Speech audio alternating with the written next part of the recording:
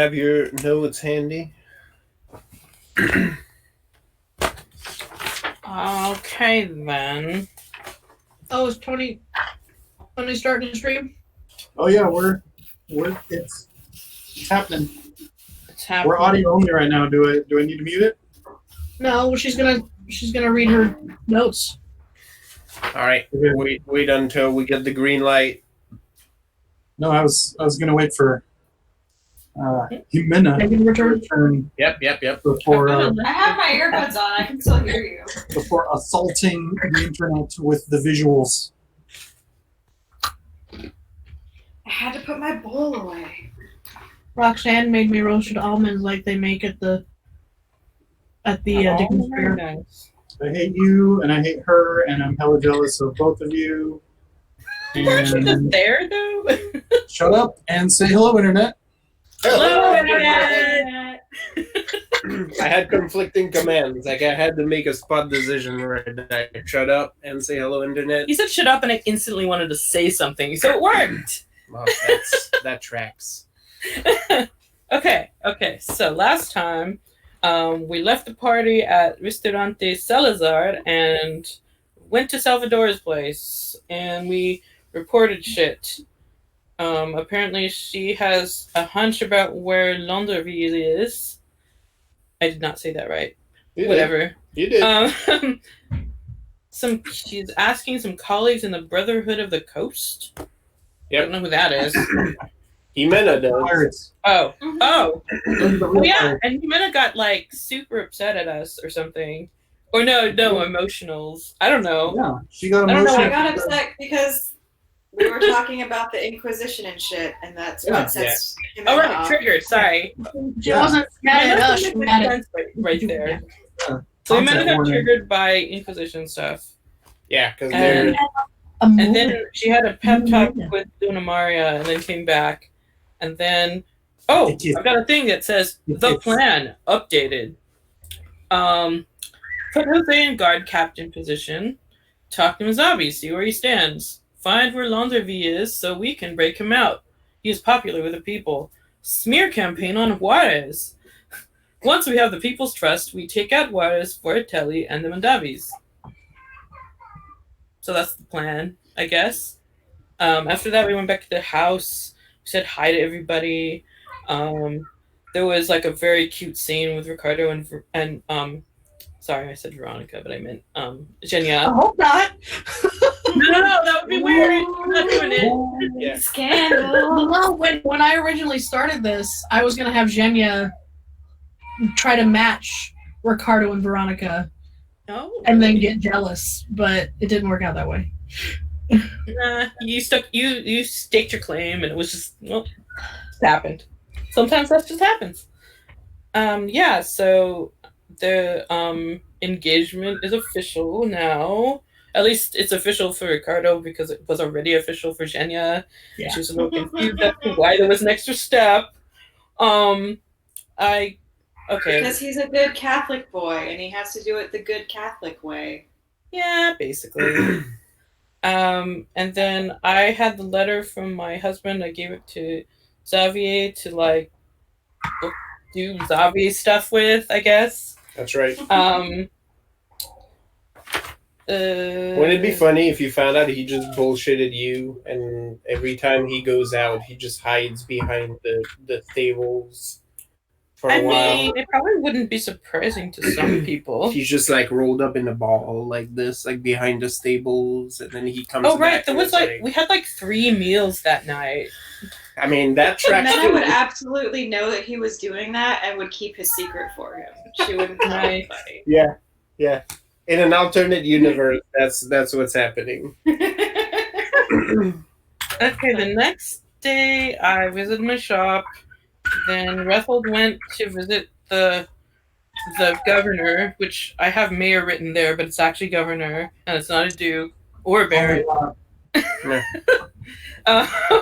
YouTube. And I guess Yvonne is kind of, I guess Yvonne's thing is to like be the smear campaign. That's right. She's already she's already started composing tunes. Okay, but yeah, they went to the governor's and talked about the Jose's being no, damn it, I'm screwing myself up now. No, the Jose's are guard captain. Ugh. And so that whole thing happened, and he found out that Perez has even less power than he had before because nobody cares, I guess.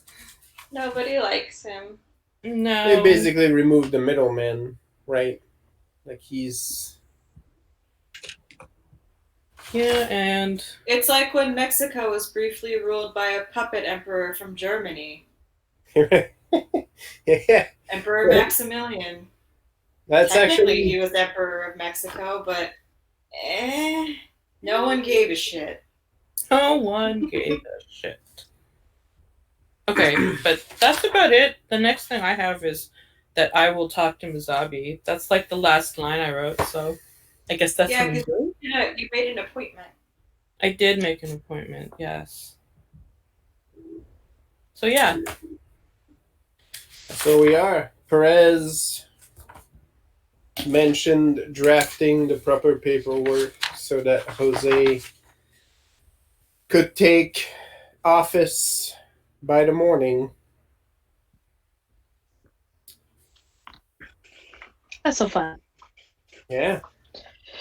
All of our ruling puppet people we put in place.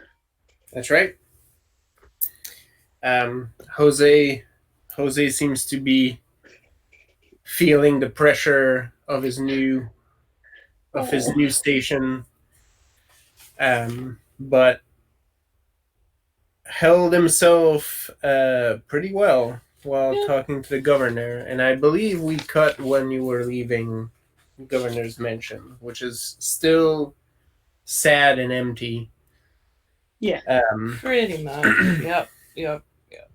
Most of the guards, I think I mentioned this last time, but most of the guard detail that there are older soldiers, or at least, career folks. You get a sense that people that have had this position for a while and are not as prone to flip-flopping, they're sticking to their guns. So what? You are coming out. Wait, what time of day is it now? While you went to do this, I want to say it was like a late morning, midday. Okay. Yeah, it was because we were all up kind of in the morning, and then it was like, let's do these things, and yeah, so I would say midday. Okay, yeah, and I think, I went to my shop in the morning, and I asked people to see if to arrange an appointment for me with what's his face, Mizabi, and so I guess I'm going to go back there now and do the thing. I don't know what everyone else will do. Well, you have a chance coming out of the governor's mansion to plan out what your next move will be. Well, so we did put Jose in guard captain position, and now I'm gonna do talk to Mizabi, and the next thing is find where Laundrevie is. So, but I don't know if enough time has passed yet since we talked to Salvador about that. So. You haven't gotten a ping from Salvador yet. And then there's a smear campaign, which is Evine's thing. Dang, that's it? I don't have anything else written on here. No, yeah, we got to talk a bunch of shit about... I mean, it's not like that's it. That's a lot. It's a lot. It's not as much as we're used to. Right. I don't know why. I just felt like because that first one just finished really fast, in my opinion. I guess it seems like it was really fast because I just read about it. We went all in, ready to extort him and threaten him, but he was just a sad, desperate small man. Yeah. So and then he was sad. You got there for a battle, and you found a tiny, sad man instead. Oh, I have a list of bad people. You were ready for a mugging, and then your target was just so pathetic that you're like, oh man, now I kind of want to give you money. Yeah. It's not even fun anymore. Right? Right? Why gotta make it less fun? Right? Look, Well, I don't know. here, just take my wallet. It's fine. Like, oh, okay. I guess I could have just asked nicely. I mean, I'm gonna go over back to my shop, I guess. Okay. Is everybody following along for that? Well, I kind of feel like I, at least initially, was gonna meet him alone, unless somebody wants to be like on the down low following me. I mean, if you need a crow in your window or I a may mouse need in your somebody purse, on his robe. You never know. I mean, you can carry me in your purse like a Aw. mouse. It's been a while since I've been a mouse. That's kind of hard. Like, I feel like you're just like no mouse for a while. That's Why really, did you- Well, the last time she was a mouse, she had to kill people for mercy. So yeah, that's what I mean. Like, Why did you because you know mouse that. on a 1,000-yard stare? That's so weird.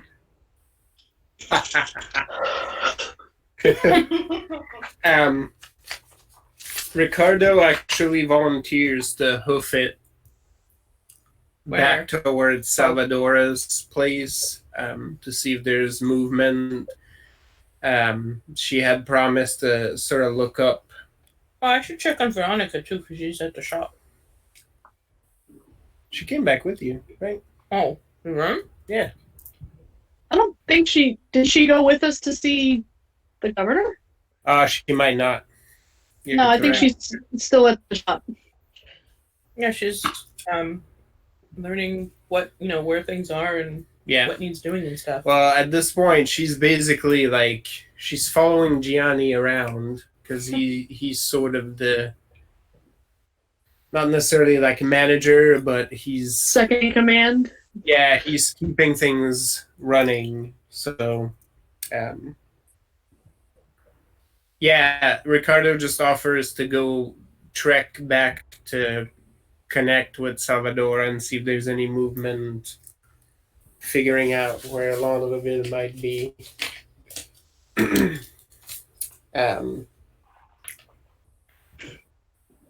Just in case. I would say Zhenya does offer to go with Marilena to where she's going. Incognito. Jimena should avoid any. If we want to actually get information from this guy and like not have him be dead really quickly, then Jimena opts to not go because he's an inquisitor and she'll Yeah. probably murder him. Yeah. Um, Yes, I will have Genia. I mean, I've got like my bag with all my knits and stuff. It's nice and soft. Yeah. Sit there. She becomes a cute little Russian field mouse and hops in. aw, there you A go. little bag this time. Ricardo sort of watches this whole thing happen.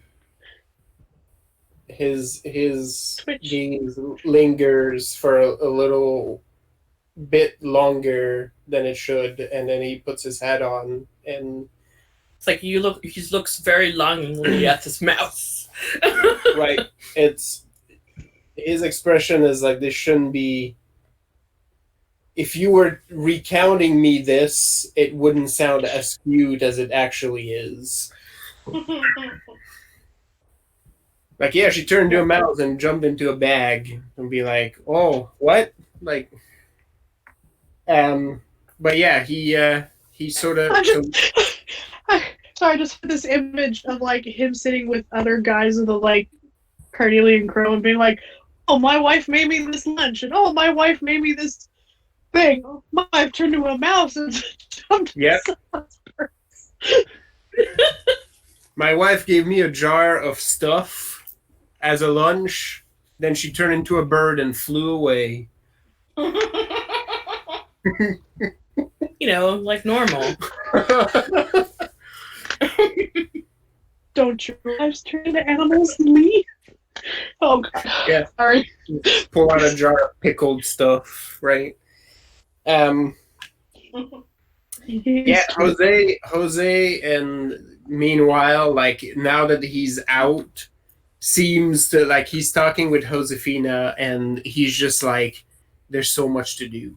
I I need to prep. I need to prepare for this. Like, what should I do? Where do we even start?" Like he's sort of he's trying to organize his thoughts, and Josefina's sort of trying to help him organize, but um, outside of the brave mask, like there's a clear like I'm not exactly sure how you prep for something like this. Nobody's sure, dude. She's doing her best, but they're a little out of their depths. Poor Jose and Josefina. I lean over and I'm like, you should probably get a place to stay that isn't with us. And if you need extra resources, you can pull it from your previous employer, which is the Mendez y Mendez Association. Yeah. No, there's some note taking happening, and they sort of make a plan for their afternoon. They're gonna go get I'm gonna lodging. go get a drink. You're gonna go get what? I'm gonna go get a drink. Several. Nice. And I'm gonna talk shit about Juarez and Mundavis. Nice. You're not gonna make you roll that, right? Because Sorry, you're a Voratelli. skald, Oh yeah. and you can spit a good yarn.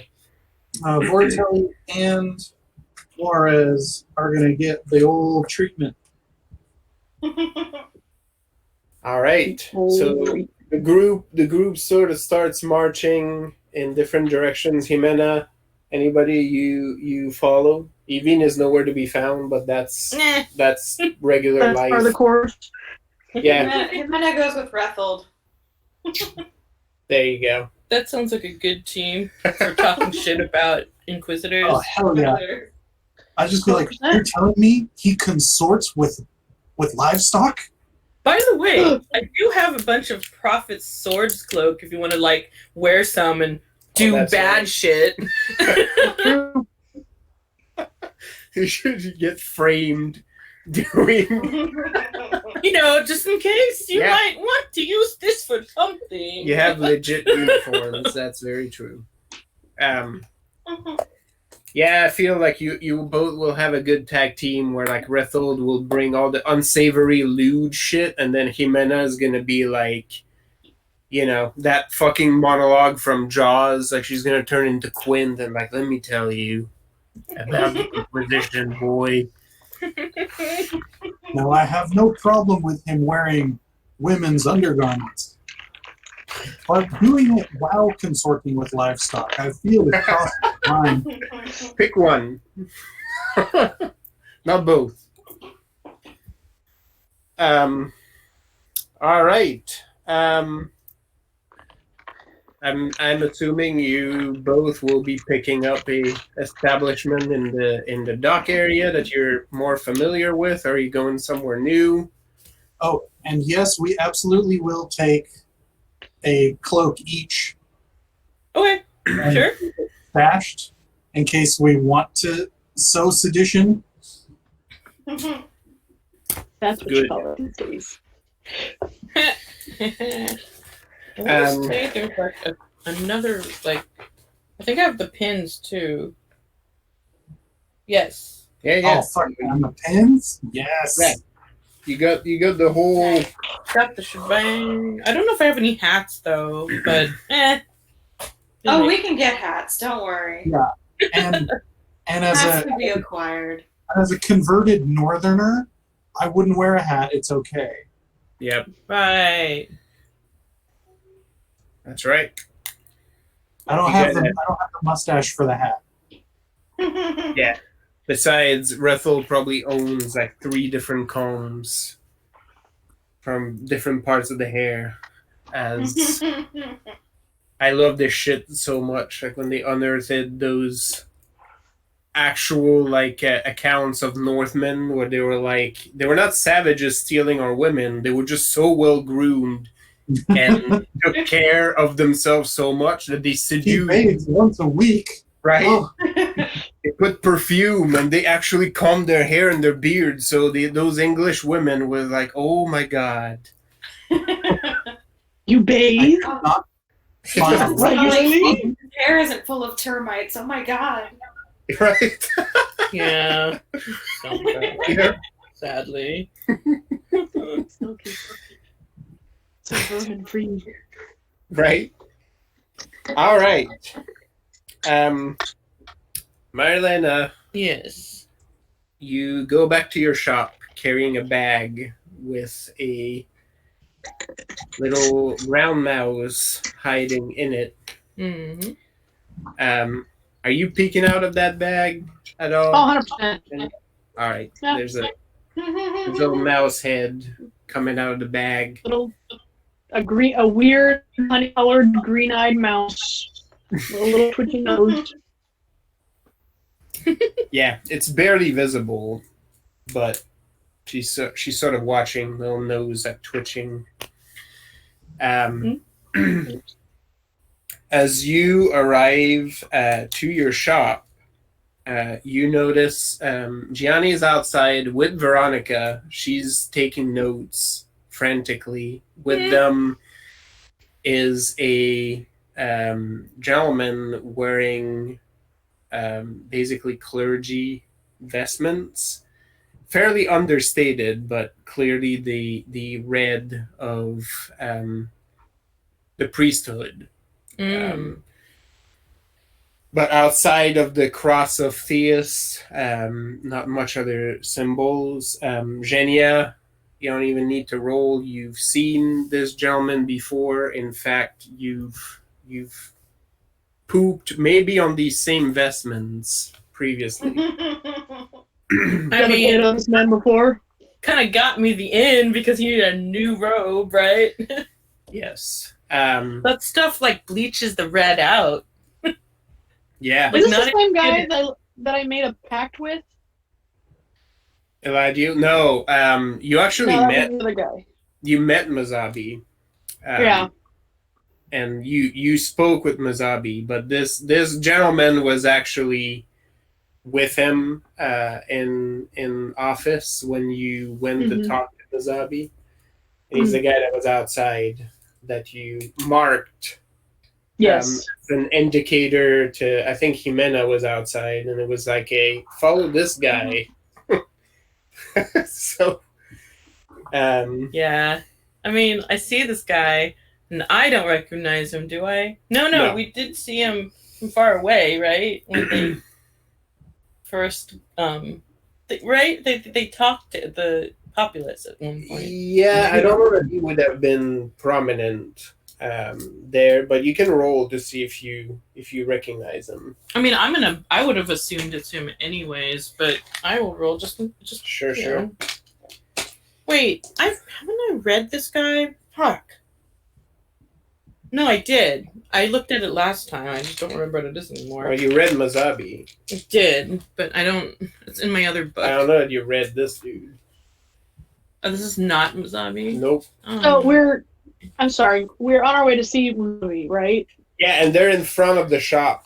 Okay. Basically, this gentleman is conversing with Gianni, who's the manager for Marilena's shop. Veronica is there with them. She's sort of a step behind and sort of writing stuff down. Sorry, like, what did you tell me to roll again? It was just the street wits on this. Okay. Ah! I started rolling and the die just like escaped. I was being attacked by her dice. It just really didn't want to go there. That looks like 4. 4? Yeah. You recognize him. You don't remember his name per se, but you recognize seeing him around Mazabi, which I realized too, as an aside, that I'm pretty sure the description I previously used for Mazabi was wrong. He's a setting character, so The Okay. physical description that we'll use this time is Like I mean, I take lots of notes, but I did not write the physical description, Yeah, so yeah. it I may just- as well not have existed. I may or may not, but I have a recollection of using the wrong description for Alright, it. well. So My mental image for Manzabi is a Mysterium card where it doesn't make any sense on its own, but I have an impression of it. well, it's because Mazabi he looks very like he's fairly unique. Like you would pick him out in a cloud. He's basically like a tall brown to black man with dreads. Okay, that's what I thought. Yeah. He's Yeah. he's so maybe I did portray him right, but he's half he's Castilian, but like he's half Crescent. He's Castilian of Crescent descent and a half Sarmatian. So he's He's got like 2 types of chocolate mixed together. he's something else. Yeah, so you see this guy there sing with Gianni, and you do recognize that gentleman. You don't know his name, but you've seen him alongside Inquisitor Mazabi. And Gianni looks visibly relieved Oh. when he sees you approaching, and like I mean, I will pretty much, as soon as I see, oh, there's this man here, I like just walk up to him, shake his hand. Oh, yeah, introduce before- myself, like before all the you things. even get to the shop, like he sort of asked very politely for the gentleman to hold, and he does like the hold man hurried steps towards you, like he's sort of waddling, like across the street, like to in a hurried gait to sort of meet you, Okay. and basically says, "I so apologize. We're about to send word for you. This gentleman is here on behalf of Mazabi, the priest you wanted to see, and mentioned that he was going to wait. I think he wants to take you to him." All right. I was coming back to check on that anyway, so. He is trying to maintain composure, but you feel the hint of a sigh of relief as he sort of whispers, like, "I don't think the shop is in any real shape to host a guest of this magnitude, so I was hoping Oh, I you would see. be here." There's a strike of pride in him where he's like, "This will not happen again. Next time we have a guest, we will be ready," right? But Well, I apologize for this causing you some stress. please do not mention it. That is part of my duties, and the failing is all mine. I should, when you talk to us about maintaining this contract, have made this a priority. Of course, guests would come periodically. It makes perfect sense. I was so focused on other things. Yes, I yes, promise it will Yes. not happen again. You're fine. Everything is fine. Let me attend to that, and I will walk onward. You get whispered from the other side of you, "Yeah, he's not. He's really stressed," from Veronica. I mean, I don't even have to read this guy to know that, so it's fine. But I should read the other guy that I'm about to meet, whose name I still don't know. You knew I was gonna do it. As he comes in, he does bow towards you and introduces himself only as Father Eladio.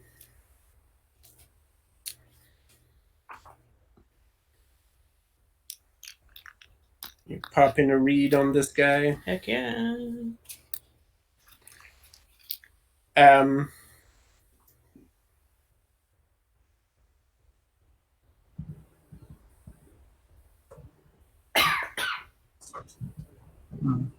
His virtue is the fool, wily,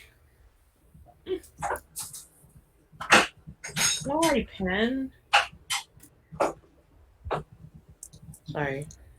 So I'm not going to remember that name, but I'll just call him the marked one. Yeah, Poop man. he was marked by the crow. Yep. His hubris is the hero, foolhardy. Huh. Okay.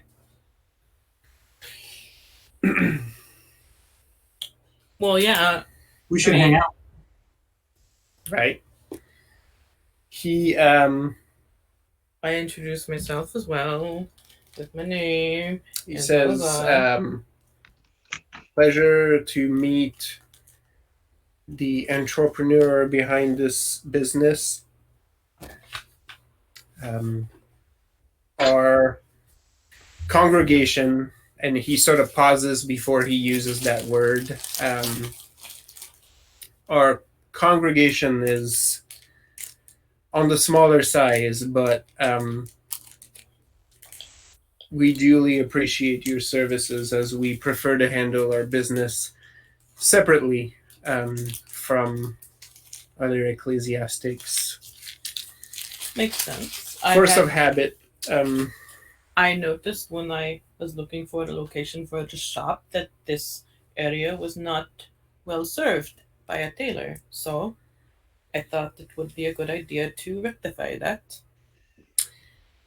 Yes, well, the Cardinal has most of our expenses covered, but his lordship did spend some time abroad, and I am, for better or for worse, he has picked some habits that he will not let go of, including handling his own business and taking care of his things separately from the rest of the church. So your business and your services came in at a very opportune time. Wonderful. Well, so Gianni told me that you are going to escort me to meet his lordship. That is correct. Like I mentioned, I believe a face-to-face conversation is long overdue, as we are now partners, and your services have been excellent. We're looking forward to maintain this partnership, and I am sure his lordship would be more than happy to voice this much himself. I look forward to it. And I would definitely have met earlier if I had been in town. This is what I hear. Please, no apologies necessary. And he sort of bows to Gianni and says, "Thank you for the hospitality." And he basically turns tail and says, "If you would be so kind." All right. Well, I follow. As you start walking on the way there, Zhenya, roll me if you'd like a wits Hey. plus notice. That sense motive on that. Wits. I should totally sense motive this guy. Can I? Notice. I mean, you can. Give me that, like. Just pull him right into a puddle. Yep. Wits plus empathy for you. Because Zhenya would Notice assume you're sort of keeping an eye out for tails or anything. I mean, that's the point. Yeah. Alright. Okay, so minus wits plus empathy. Damn it. Come on. Stop slipping. Empathy. Why did I roll so many ones? Oh, yeah. No! Hey, you have a couple of lines, though, so that's... I have a couple nines and everything else is below 5. Yeah, but It's awful. pairing your nines with ones is not bad. No, I re-rolled one of the ones and it's a 2 now. Which is almost worse. Not the time, guys. Not the time. Oh well. I guess yes, I could do that. Ridiculous 3s, 2s, and 4s. Ugh. I have 4. Yes. 4? Yes. Um, And 6, 7, 8. Yeah, because I had the 2 10s. Okay. No, I have more than that. I have 5. 6. 6? Because I had the 2 10s. I'm like, I had 2 sets of 15 and then the 2 10s. And I'm like, Okay. that's 6, yeah. You're focusing outward. You're focusing on Eladio himself. Mhm. He is carrying himself with a lot of poise. There's a certain amount of nervousness in him that Marilena, you notice. Okay. And you're not quite Mhm. sure. He seems a little nervous both about the environment, and he seems also undecided about you. Me specifically? Yeah. Alright. Well, you are a weirdo Fadachi woman with her own business in the Middle Yeah. East. So that's a lot of like, huh. Yeah. But he's keeping himself, calm and collected. It's because you have a pretty good tap on these things that you can basically sort of decipher that.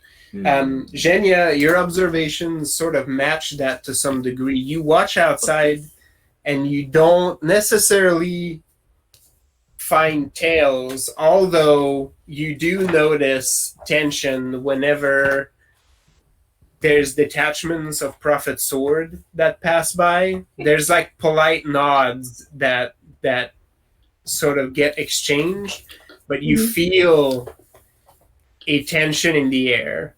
A casual observer would not be able to pick on that, but there is a little bit of tension, and you feel that in Eladio himself.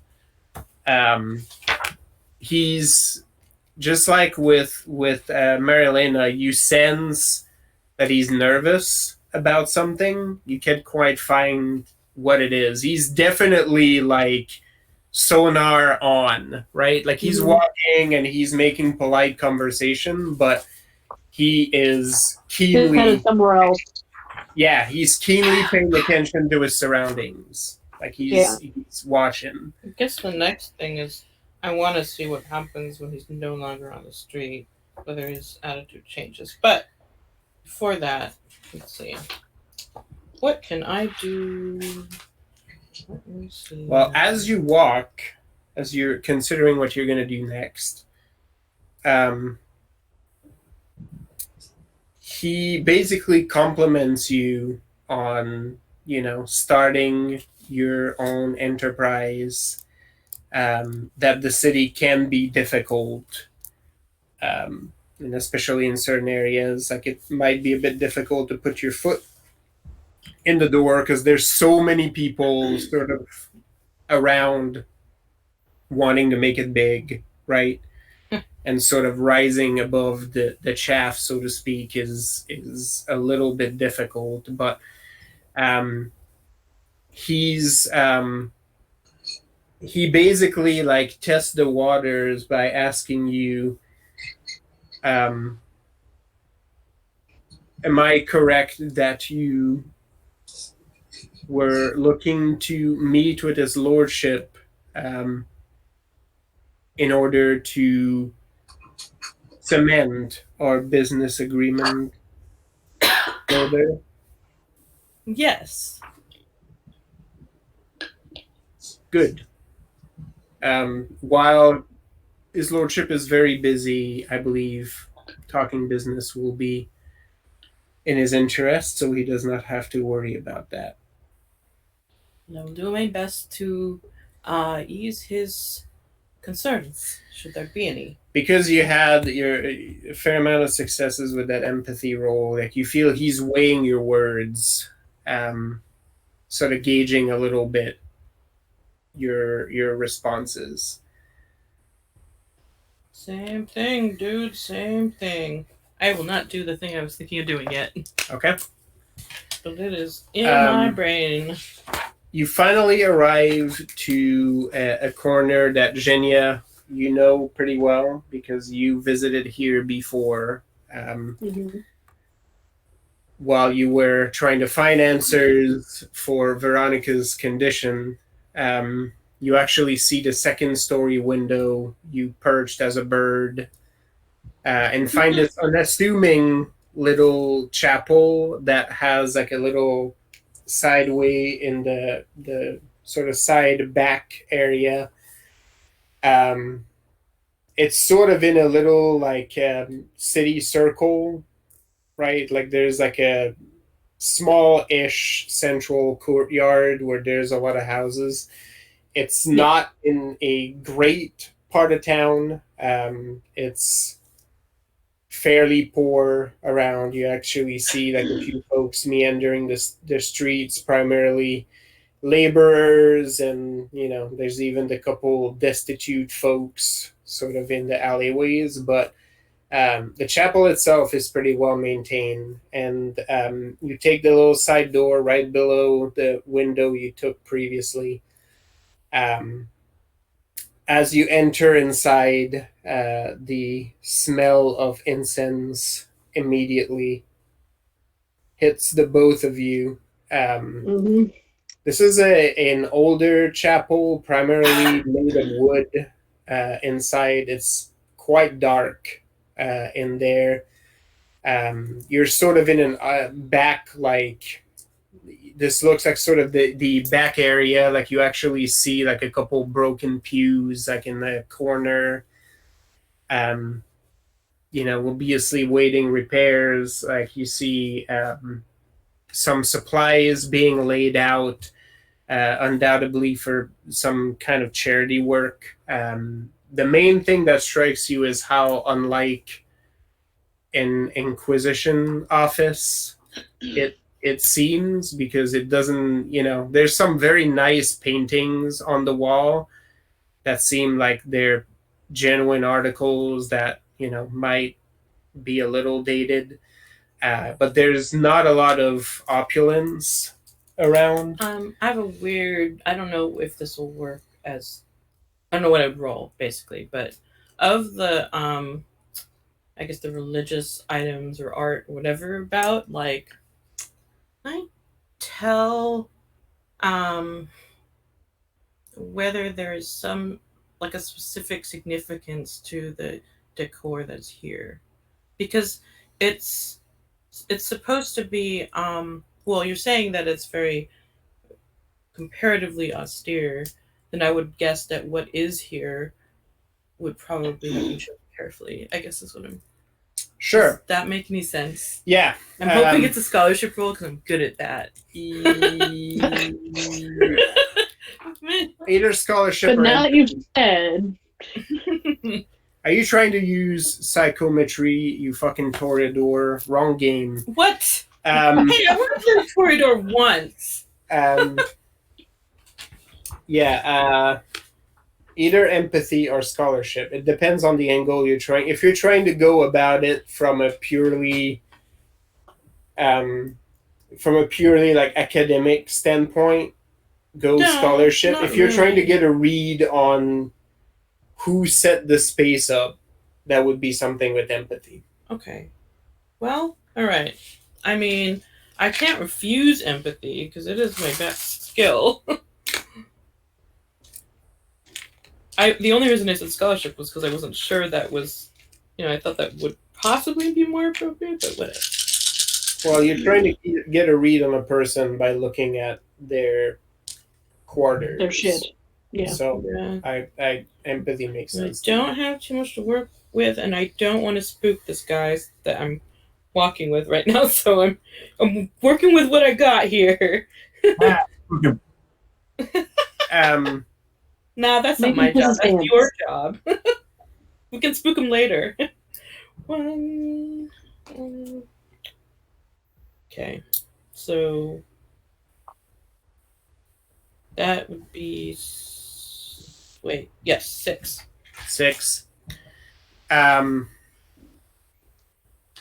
There's a lot of sentimental value in here, very likely. You get the feeling that some of these pieces are probably and you're Vatican, so you would know this. Like some of these items, the paintings, there's a couple of sculpture of the prophets. Those might actually be worth a pretty penny, but you don't get the sense that they're here because somebody is trying to make a show of them, if that makes sense. Yeah. They're here because somebody is actually feeling almost like a spiritual value is how you would determine that, right? Like there's like a connection and an importance to the faith that give them value beyond material needs. Kind of what I was hoping. Because to be fair, some of those arrangements offend your sense of aesthetics. Oh. They're like, you're like, this is not how you would display a piece like this. Like you could do better with that. But you get a sense that that's not why it's here. Right. Okay. Genia, while you keeping watch, you see a few dour-looking men and women wearing garbs of the Inquisition. You see also one or two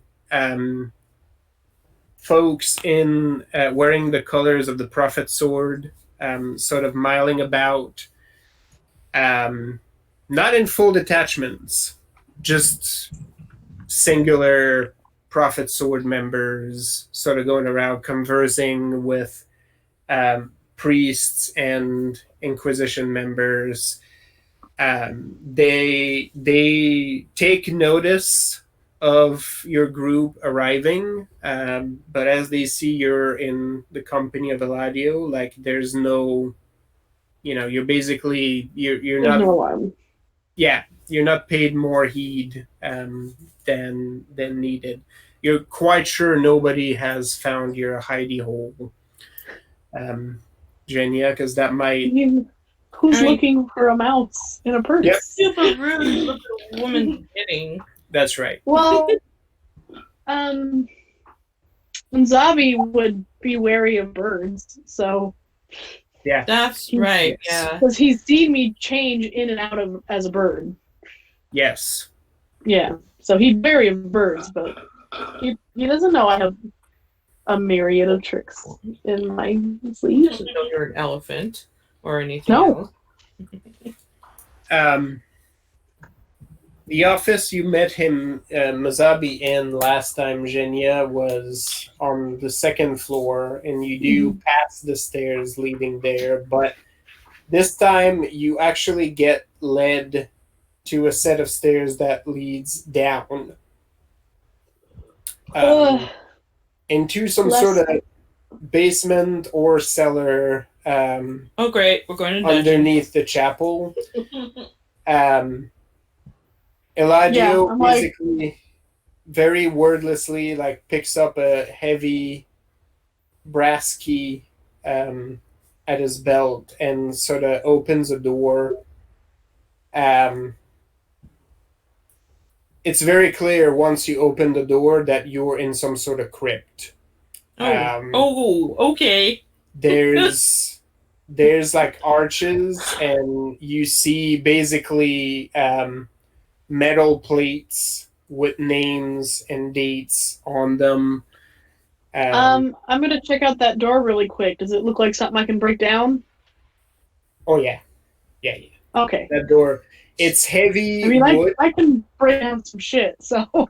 It's heavy wood and steel, and it's a reinforced door befitting that stellar, but you're like, also I'm a bear, so I love how that's your thought and not, can I sneak out of here as a mouse? No, if they lock us in here, I'm gonna need to get Marilena out. I'm not gonna leave her there. Well, if she's just locked up, you can come get reinforcements. Locked up with those men in there in a crypt? Know. You're right. No, and that's exactly. No, I would not expect Shannon to do that. But no, That's a very Zhenya train of thought. Though. Yeah. It's like, there's a door. There's a possible barrier. Can I break it? Her little tiny mouse arms just flex, and she's like, I could take that door. Yeah. That mouse just sprouts like Probably little could. Popeye arms and just like it's like Fucking nightmare fuel with those like flex arms they put on chickens. right. Yeah. Yep. The only chicken pieces that are allowed are chicken legs on houses. That's it. Yeah, you get led down this crypt. It's a little off-putting. Marilena, again, since you're Vatican, you'll notice here like there's coffers down there, like 2 or 3 that you pass by, and you've seen some of those in particularly opulent services when you traveled to Numa as you were being trained. These probably contain relics. Right. Vatican relics, usually weird fucking shit like, the hand of some martyr or it's always weird fucking things like that, bones, and like for whatever reason the priesthood loves to fucking collect these things and say they grant miracles. Key knuckle that's gonna protect me from the demons. Some fucking kneecaps of It's some like weird, saints. but don't they have things in common with those Hexenberg people? They both like collecting bones. If you go far enough, it's all wizards. It's all wizards. We're all collecting components. Hey, my wizardry does not use any bone. That you know of. Hey, Mine break That bone. attitude. Redfield is all bones. yeah, I know. All bones all the time. That good scrimshaw. I cast Yep. Yeah, like that catches your eye. Zhenya, you would notice the coffers, but that doesn't really ring a bell for you. Like you're just like, he's probably keeping his nice shit in here. Yeah. I mean, Zhenya follows the old faith, so it's similar to this, but we stopped. We didn't do all this extra shit that you guys got. Yeah. Somewhat. We drew the line at some point. Everything that happened at that point, that's all you. We have one book. You have like 4. Like I don't know what you're doing. Stop adding. End the fucking series. It's done. One is enough. It wasn't all that great. Can we just say you can't make it any better? So It does strike my thinking just now, and this is going to be sad, but I probably should have told Jenny what I was going to do here. Too late! Well, that's... Well, isn't that just Zhenya to accept a lobster deal without any? Yeah. It's my hubris. I'm trusting. I'm like, no, you're not gonna do anything to me. Yeah, right. Well, Zhenya trusts you implicitly. Well, no. not- I also trust Zhenya, which is why it's a good thing she's with me. Because if this goes real south, like we probably can't have any witnesses. Yeah. I can help with that. As you arrive near the end of the script, there is what looks like an altar. Very basic one with a couple altar I candles see like on the side. are they scented like pumpkin spice? It's got really bad, like shitty candles, pumpkin spice latte. That's right. Zavi's got like this balayage hair going on. He's wearing Ugg boots. Oh, it's a pumpkin spice incense. There you go. Yeah. He's wearing Uggs, and he has a cup of coffee in his hands. So So sick. Skinny jeans and a poofy blazer, a poofy vest. Yeah. His real first name is Brittany. He just doesn't tell anybody that. That's right. Correct. That's wild. So there's that altar to the right of where you're coming. There's something that is clearly yet another tomb of some sort. Like there's like basically like it's encased in what looks like marble, but it's clearly like some kind of coffin slash memorial to somebody who passed away there. There's actually like a statue of a woman, sort of in a think like Snow White, right? Like in the glass container, but it's like a stone statue on top of what looks like a marble coffin Slab. covering. Yep. A woman in repose. There's to the left of this, more out of place in this, what looks like a work desk and a couple tables with papers, maps, various things scattered about. But there's only two individuals in here outside of yourselves and Eladio. There is, first, close to those desks, a very tall, bald gentleman in robes of the Inquisition, although they're black instead of red. He's wearing what looks to be a big, heavy sword at his belt, and looks like he's probably Crescent. He's bald. Has like a wicked scar over one eye and a big old beard. And he's sort of standing in the corner there, like arms folded, and sort of looks at you very uncertain, like he's trying to get a read on you. And he looks you know like what I want to do. he looks like a guard dog, basically, is what you would describe his expression as. We'll get to that in a second. Sure.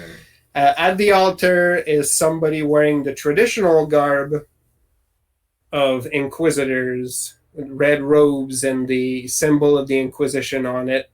And Genya, you would recognize this gentleman, you too, because you've seen him at the commencement, as Inquisitor Octavio Mazabi. Big, tall, chocolate man with tight dreadlocks, and he's sort of at the altar fiddling with something on it. You're going to want to get a read on this big dude, yeah? Sword dude, yeah.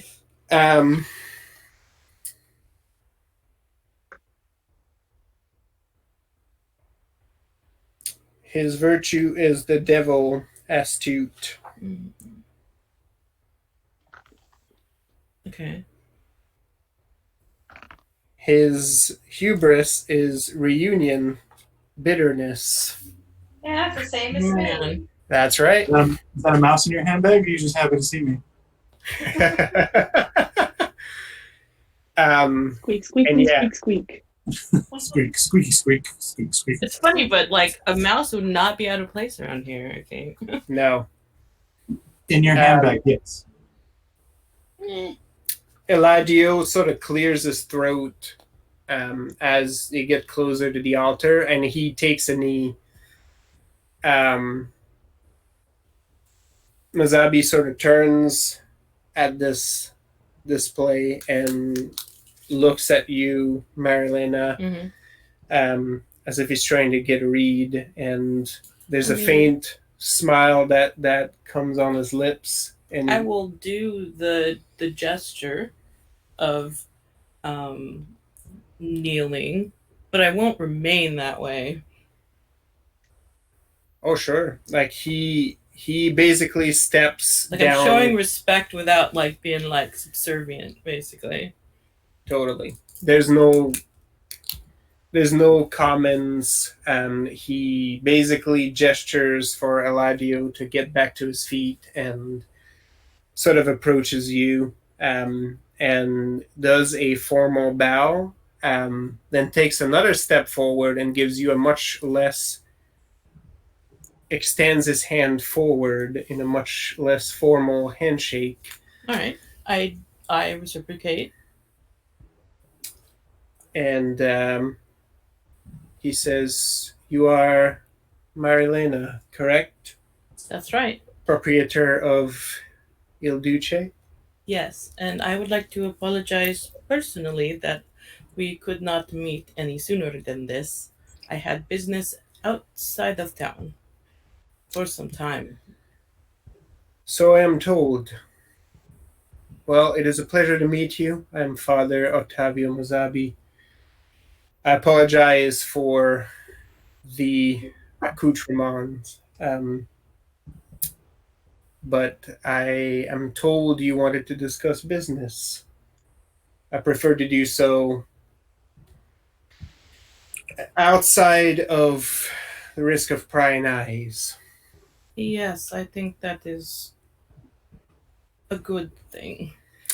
Eladio sort of steps aside at this and goes closer to one of the work desks, sort of a few feet away from where that big guy is. So is Sword doing anything right now? No, arms folded. I mean, where's he paying attention? Just staring at us, or basically, his eyes are trained on you and you only. He doesn't move either.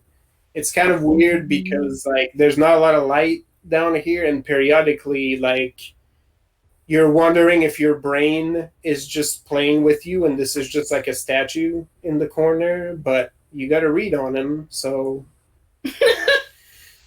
that must be a dude. But he's absolutely not moving, and he's just staring, which is a little unnerving. Okay, creepy. A little bit. Well, I had a good run. Just kidding. And you'll keep running. Yeah. Okay, I've You got the Hulk in your bag. The first thing I would probably I guess I would kind of like want to start with since I have only come back recently, I would like to know like what has been discussed so far with my people, I guess, as far as the arrangement. He sort of stops and nods to Eladio and Eladio takes a step forward and says, "We were looking for someone to handle the cleaning, repairing of our vestments, and he looks like he's weighing his words a little bit. Mm-hmm. Perhaps the creation of new vestments as necessary. Roll me a wits and scholarship on that. This is fun. Jenya, if there's anything you want to check, watch on, or, you know? I mean, I'm definitely interested in the statue in the corner. I keep rolling. But great. She's not gonna move from the bag unless something makes it so she feels that she needs to put herself between people. Sure. But definitely keep like she's scared the shit out of Manzabi before. She's not worried about him. She's worried about the other guy. 4. Yeah. Do you have empathy at all? Oh, I have much empathy. Good. Feel free to roll me a wits empathy on this to try to draw a bead and get a read on this dude.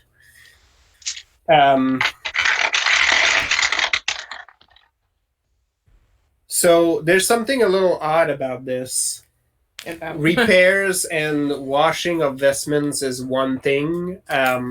Usually, the making of new vestments comes from the church proper, Yeah. right? That's passed down to various locations, but they handle that centrally and ship those out. Usually, churches and individual priests don't have local contracts for the creation of new vestments. Right. So that part is a little odd to you.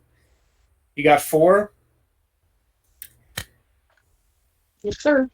Genia, with your perspective, this man is wearing the trappings of a man of the church, but this is a soldier. Regardless of what he Is may dressed up also like. be, you recognize the look, and you've taken the posture before on assignment. This is a soldier and a guard, and he's making sure nothing untoward happens to the people in here. Yeah. And this is meant both as a staying on alert as well as making the threat clear. Mm. Yeah. I mean, yeah. Well, he doesn't know what she's got in her pocket. No. Okay. So after that, so I will basically go with shit. No, I don't say that. I am not. You just make a puddle on the floor. Sorry. Right. Just before you say anything else, Mazabi sort of acquiesces to that and says, yes, that's the nature of the agreement I had Eladio make with your establishment. I trust that these seem fair enough, and I guarantee, yes, of course, we, despite our surroundings not being lavish, we will not be looking for discounts of any kind, and will pay your going rate for all services provided. I appreciate that. Now, I am not fucking sketch. Sorry. the word. Sorry, give me a second. Take your time. I am not a dishonest sort of person. I prefer to express myself directly when it is possible for me to do so. Many times it is not. But right now, I believe that my only, or at least the most, the play that will work the quickest is for me to be extremely honest in a way that will be dangerous to me. The smile doesn't really leave his lips, but you see the eyebrow arch. But before I get to the crux of the matter, the reason why I am coming to you is in part because of the current state of the city. And whether I may be wrong, and you can always correct me, but I believe the Inquisitor who is currently, for better or for worse, in power here, is not one that is in agreement with you. There's an exchange as he looks to the side to Eladio. His eyebrow crawls off of his forehead. Yes! It joins. It travels to the eyebrow utopia. Man, there's so many eyebrows there. Just so a many. lot. Caterpillars off his fucking head.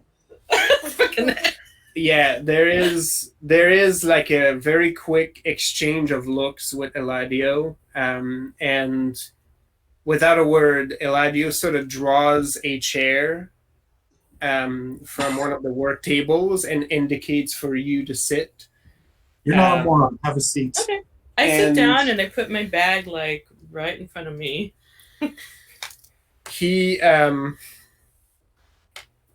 takes a seat across from you and sort of smooths out his vestments as he sits, and he sort of leans, like on the armchair, like with fingers like sort of tapping his temple, and he says,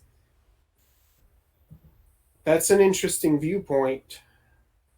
Not necessarily shared openly by many citizens. Tell me, in what state is the city, according to you?"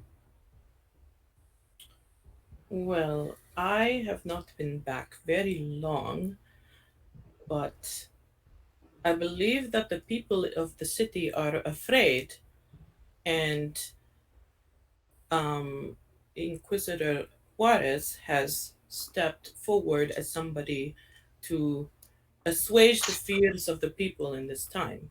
But in doing so, has more or less created a sort of almost a militaristic presence with the prophet's sword, and it is not the San Felipe that I have come to love. He sort of takes a moment to consider that. Genia, the dude is taut. Mhm. Like he's ready to go. This is the moment where any word or action may spring this man into action. Ooh, same. Yep. Mouse Both of flies. you are locked in that stare, except he doesn't know it. Yeah. That's right. Why am I staring at this mouse suddenly? He's This mouse looking keeps at this looking at me. lady, not at the mouse in her bag that he hasn't really paid attention to. So It's really funny because, should always never underestimate a woman in her bag. right. He sort of leans back. Mazabi leans back in his seat, and he's sort of looking at you very intently for a moment. The smile doesn't leave his lips, but he asks, "That is a very serious accusation. Do you have any proof that my counterpart is using, shall we say, less savory means, and that he's not what he claims he is?" Well, I have one piece of proof. I believe that there could be more, some of which my colleagues will be either in the process of achieving or will soon enough. I can say, however, that Inquisitor Juarez is using the the services of a fate witch. Bum, bum, bum. He stops, still smiling at you, stone faced. You see Eladio at your periphery, sort of making a bit more of a reaction where his eyes dart towards Mazabi slightly, and then he regains his composure. Now, And Jimena and Rethold are going to be so mad if you get into a fight with this guy and they're not there. Right? So mad. Mazabi sort of looks and says, "That would be heresy." yes, well, It this is is. the other part of my revelation, so to speak. I know this about Juarez because I know the fate witch who he is working with, because I am also a fate witch. The There's a smile, hush. yep, the smile Just a- creeps more on his lips, and he this time he looks at Eladio and looks amused. Now, I think you know well the risk I take to reveal that. I have calculated, I hope, that you will understand the truth of my words by how willing I am to put myself at risk in this way. Some would call it trusting. Some would call it foolhardy. Some may. If what you say is true, you have walked right into your enemy's den, a brethren of the Inquisitor you have accused of heresy, I and have. revealed yourself as a fate witch. What do you hope to gain from me by offering me on a platter such a great morsel? As an Inquisitor, you understand that it is my duty to report it, yes? Yes, of course.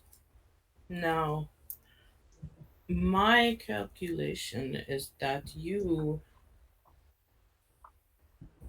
perhaps also do not hold affection for the Inquisitor and may desire some aid in removing him from here, thus leaving yourself as the only Inquisitor in action. And what makes you say that? Am I so plainly ambitious, cutthroat, that I would stab my own brother in arms in order to gain social or political advantage? No. And you must know, you know what we witches are capable of. I have done some of my own work, and I believe that you are a true believer. You believe in Theos, you believe in the Valentine religion.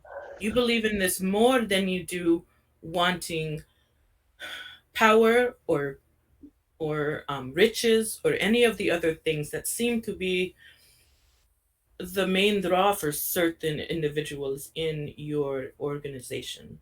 I believe that is not you. So I have come to you because I think you are a man of honor and an honest person. If I am wrong, then so be it. I have cast my die. And you are willing to face the consequences of that die cast, I assume? I am. He leans back in his chair and he looks at you, Marilena, for like an uncomfortable, long, silent moment. Genia, you have memories of like being on a battlefield and just waiting for that first volley of shots in I'm complete already like, and yeah. this is 100% what it feels like. And after what seems like an uncomfortably long moment, his hands sort of slam on the side of the chair and he points to Eladio and says, 50 guilders.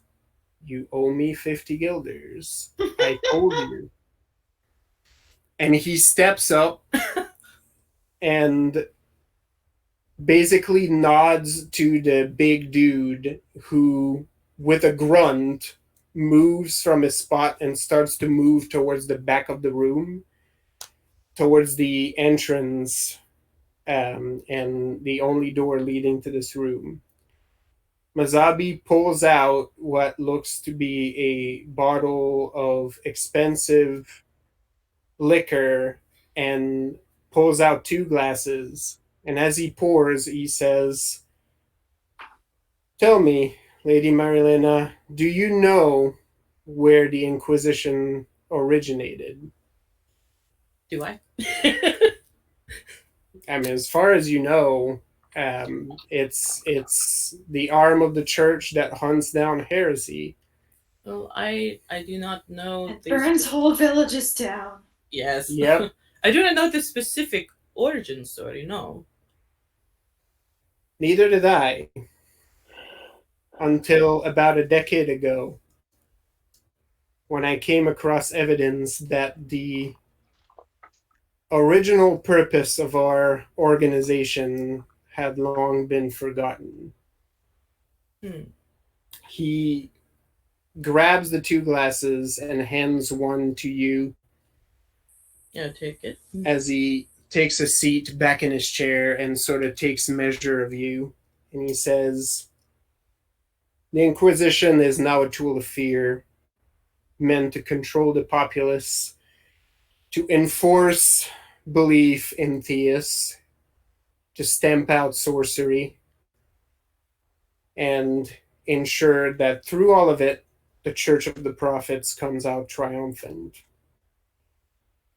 In its inception, and he stops and sort of leans a little bit closer in his chair. "Since you shared your secret with me, I will now tell you something that would get me executed if Cardinal Verdugo was to ever hear of this. The Inquisition was originally created as a way to police abuse of power within the church. The original inquisitors were to judge their brethren and ensure that through the spread of the word of theists, we would not abuse our stations, the powers vested in us, and more importantly, would not betray the trust of the people. You've seen how well that has gone. Yes. I found a relic of those old documents a decade ago and promptly left Castile under the pretext of going to my father and my mother's lands and study abroad so as to better serve the Inquisition. But instead, I have studied those documents, and I believe this is the form the Inquisition was meant to take. Unfortunately, not many seem to share in that. Even if they believe it is true, they believe the current incarnation serves our goals much better.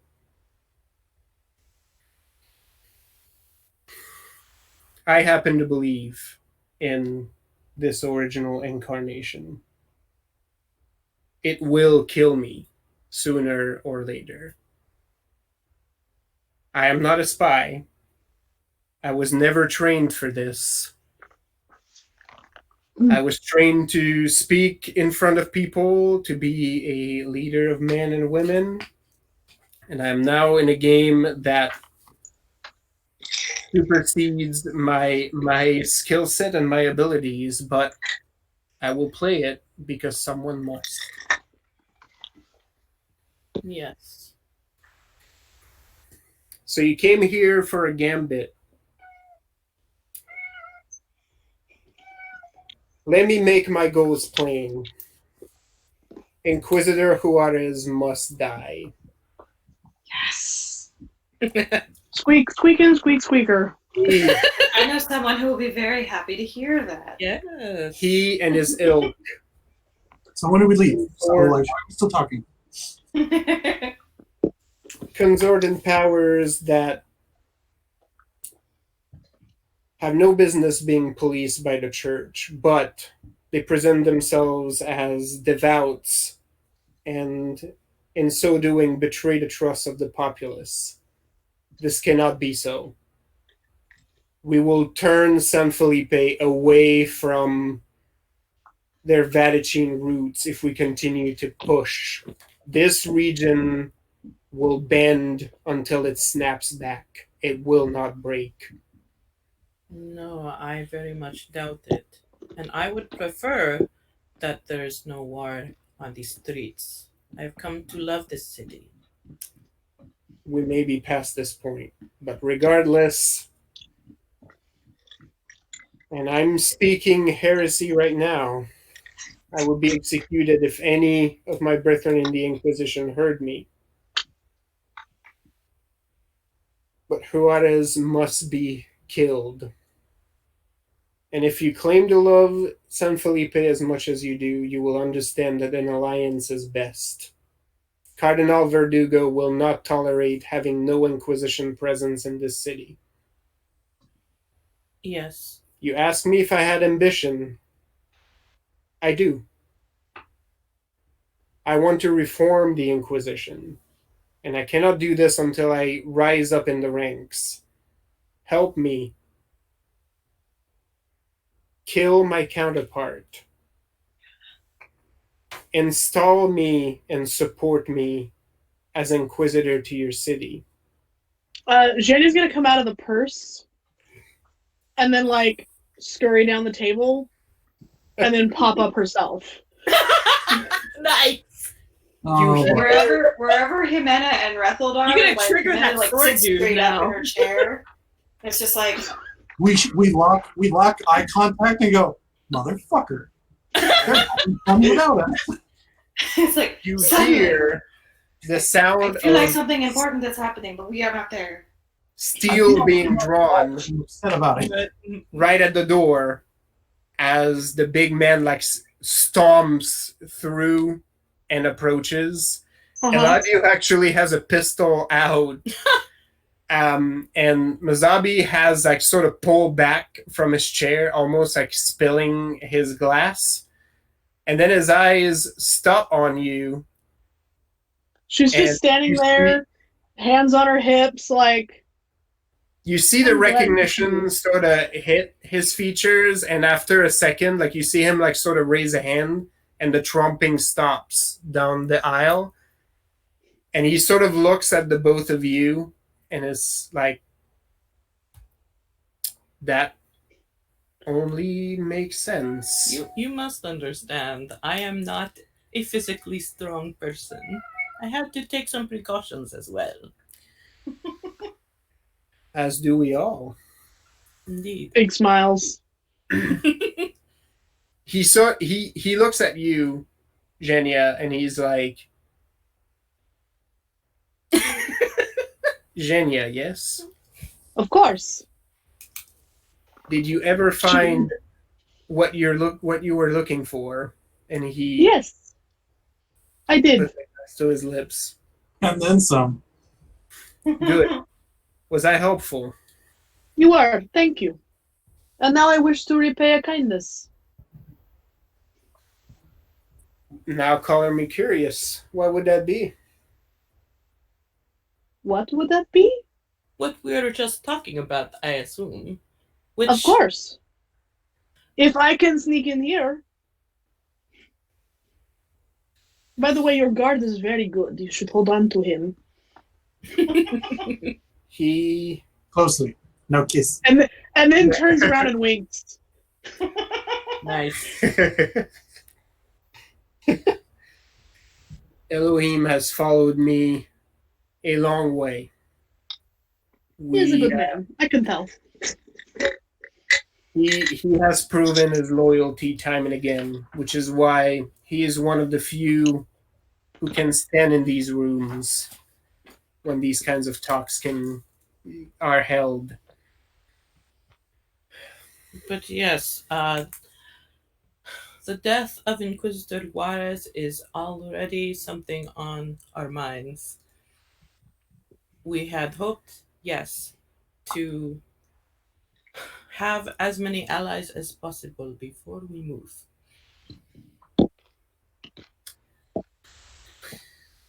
He nods towards Eladio, and Eladio sort of moves past, and you see him like walking towards the back of the room. It will take me some time, but I will share my intelligence with you. You were willing to make a gamble here. You could have died in the cellar. Jenny laughs.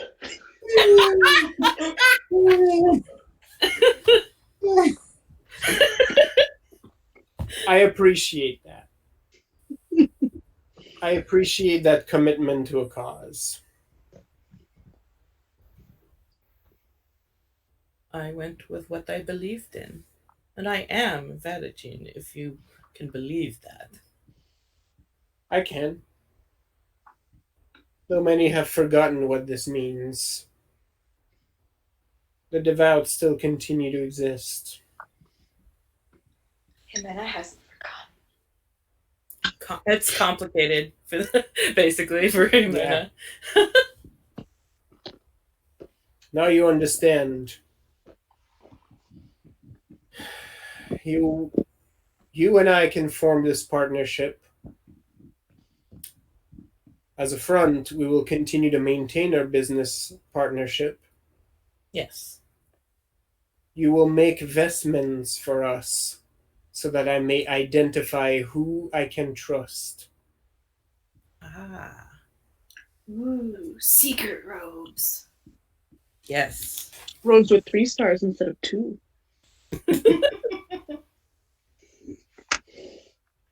They're a little more maroon than burgundy. You can tell by the And blue level. Right. Yep.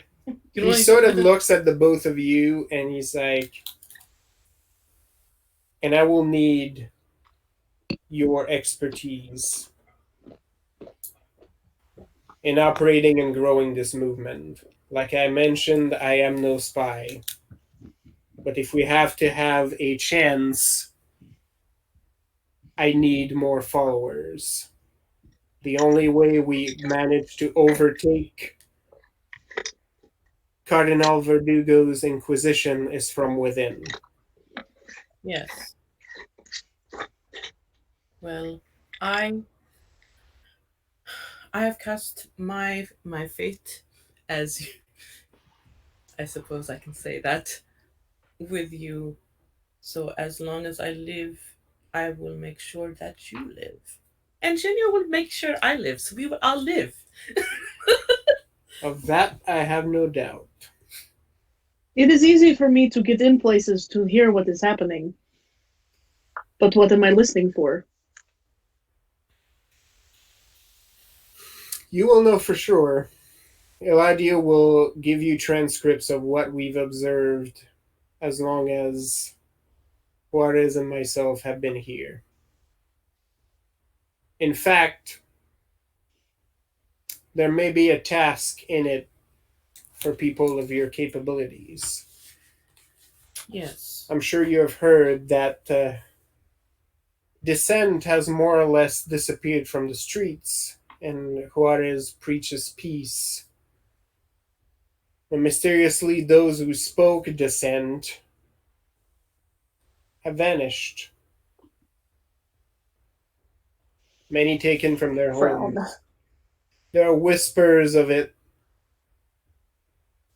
but no bodies, no obvious No signs. one will speak out as well. They are Correct. still afraid, yes. Some have been killed, but some are held. We may know where. Do you know if Londrevie is there? No. And I mean that in both sense for this question. I know for a fact that Landreville is not held with these people. Landreville was separated. He is too much of a threat to Juarez and to the Cardinal himself. They originally placed him here because he is a Montaigne who fought on the Castilian side during the war, but they expected his blood would make him immediately hated by the populists. They were wrong, and they also miscalculated how much Landreville would grow the care for this place. It does have a way of growing on you. That it does. The people can be endearing. They're the heart of any of our settlements. And right now, we are crushing it. With a booth encased in velvet. But a boot nonetheless. Yes. Why would you have a boot in case? She doesn't say it, but the confusion definitely hits her face. Like, why Well, would you have that? I believe that Seems counterintuitive. there are many individuals and groups in this city that would be happy to ally.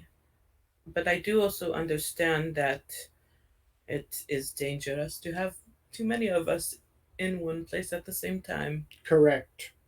I would hope that my shop can be used as something of a place to relay messages. Yes. And for now, at the very least, this agreement is between us and us alone. You and your associates, but it is difficult to ascertain where the Cardinal has eyes and ears. Yes, I understand. As far as you are concerned, when you step out of this room, I am a humble servant of the Inquisition. Treat me as such, vilify me as much as you need to be. Verdugo will need to believe I am the agent this city needs. Well, I think I have at least one person in my immediate I companions. think there are 3. Yes. Good. I cannot reveal my hand quite yet.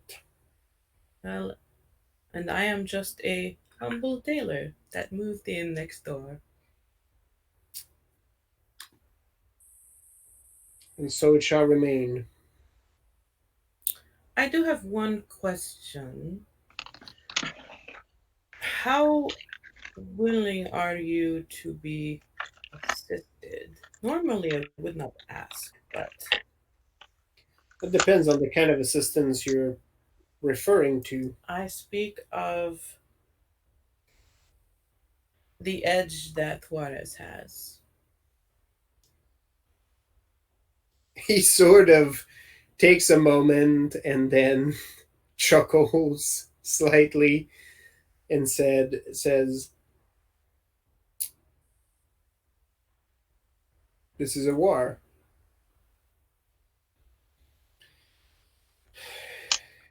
While I do not partake myself, I understand that Theus forgives the usage of natural talents as they are given by him."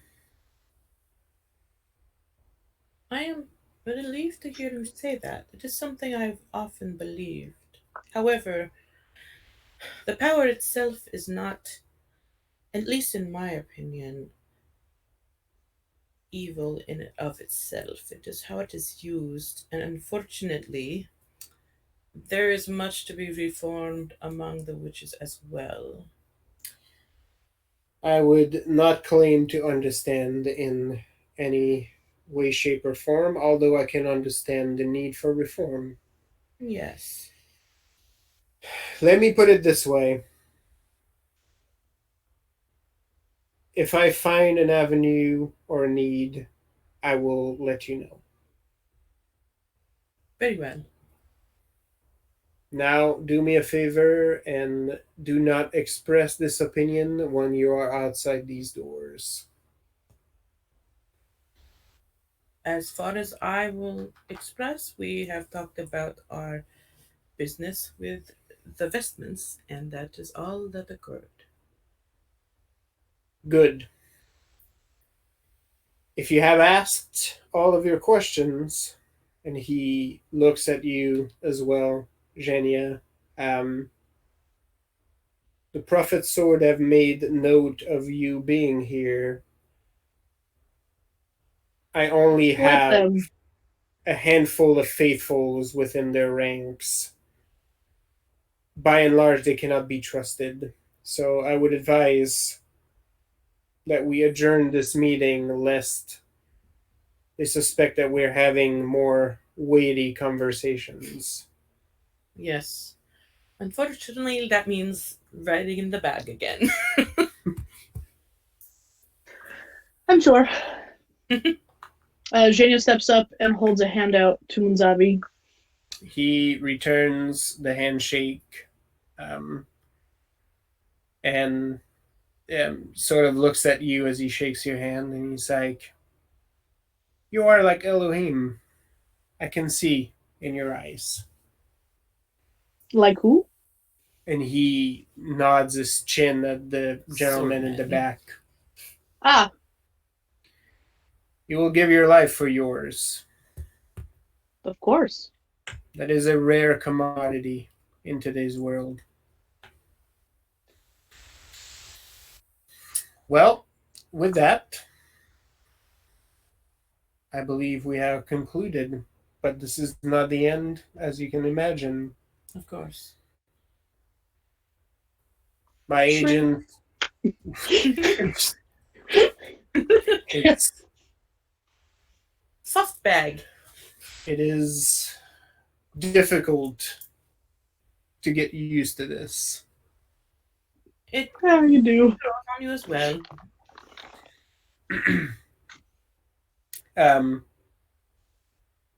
And he sort of turns around and says, "You, the information I promised will show at your shop. Be on the lookout. Yes, I will be. Commit it to memory, and then destroy it." Of course. Elohim will escort you out. I'm afraid I have indisposed Eladio. Yes, I see. Well, thank you for speaking with us and taking the same risks that I took coming in. Do not thank me quite yet. This agreement may well sign all of our death warrants. If I didn't realize that, I I messed that up somehow. I realized that, and I'm fully expecting that the end may come for me as well. But it is something worth doing, and that makes the sacrifice worth it. In that we are in agreement. I have the sinking suspicion that my end will likely come before all of yours. Not yet. And with that, he sort of raises his glass one more time and downs the rest of the liquid. Yeah, drain mine. And he Not puts good. the glass on the table and he's like, "To work. There is much to do." Indeed. Squeak. Yeah, I make my way out with the big dude. Yep, he waits for you to pass and then sort of turns and follows you out the door, up the steps the way you came, and as you walk into like sort of the little like staging area in the back, you notice that most people avoid looking at you now that you're walking with this person instead of Eladio. They're busy having conversations and doing other Nice. things. He leads you to the door and basically like pops it open for you. And he basically says in a heavily accented, very crescent sounding trade tongue, "Walk in peace." And you. What? And as you step out, the door is shut immediately behind you. I go to the shop because that would make the most sense after this meeting. Yep. You are welcomed by a very fidgety Veronica at this point, who's very clearly biting a "why didn't you take me along?" She knows better, but the need to say it is very much present. I think what I'll do now is I'll go into the shop, into the workroom, clear people out of there, and then be like, okay. um, yeah, you haven't gotten the papers yet. They'll be delivered to you later. Well, no, I mean like, just so Jenny doesn't have to turn back in the street. That's right. I just Yeah. trying to go to Yeah. a private spot, and then I'm just like, I put my bag down, do the thing, and then Yeah. Veronica can tell Jenny about her day, I suppose. Yeah, well, that takes less precedence because you get immediately like if you like how'd it go? Like what happened? There's a lot of curious inquisition as to what transpired. We talked to a man. Oh no. Shit. You get the side eye that you usually get when it's like When I'm being obtuse. yeah, you're being obtuse, and I know I shouldn't ask, but now I really want to ask because you're being obtuse, and I know it. And you know that I know it. bad liar. Well, It's if not you- that I'm a bad liar. It's I am incapable. Well, I could lie, but then that would fuck some shit up for me. So Yeah. I don't Yeah, lie, and she you knows talk that. to a man, it is a truth. That is the truth. I'll say, well, if you can wait a little bit longer, we should probably wrap up here and Yes. walk back to the house where things are a little more, well, you know. And speaking of which, we will now shift gears to Okay, I'm done. Woo. a Sorry about that. Took long. to an establishment of medium repute, not ill repute. Just okay. Some repute. Some repute. It's like, what, 2.5 stars on Yelp? Yeah, it has enough of a reach with the locals.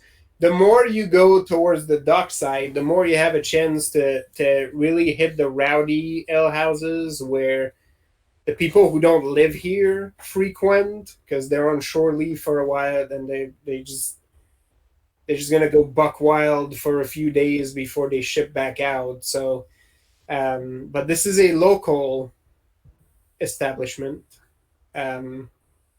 Picked by Rethold for both the quality of its offerings and also the kind of clientele it attracts, as starting a rumor mill here will probably spread across, a good radius. So yeah, you are at this establishment. Are you trying to mingle? Are you how are you wanting to approach this operation? Slams the door open. Hey, fuckers, you know this some bitch is an asshole. What I envision is us sitting at a table and then doing like my big fat Greek wedding thing of, oh, woe to me. Yes. Perfect. Hockey is so tired. He Yeah. has no time to run the laundromat and Yeah. the It's like- travel agency. Whoa, that would be good. No, it's no good. Why not? No, Because I know we sent Tula. I've seen that movie too many times. Same. I recite that shit all the time. Nice.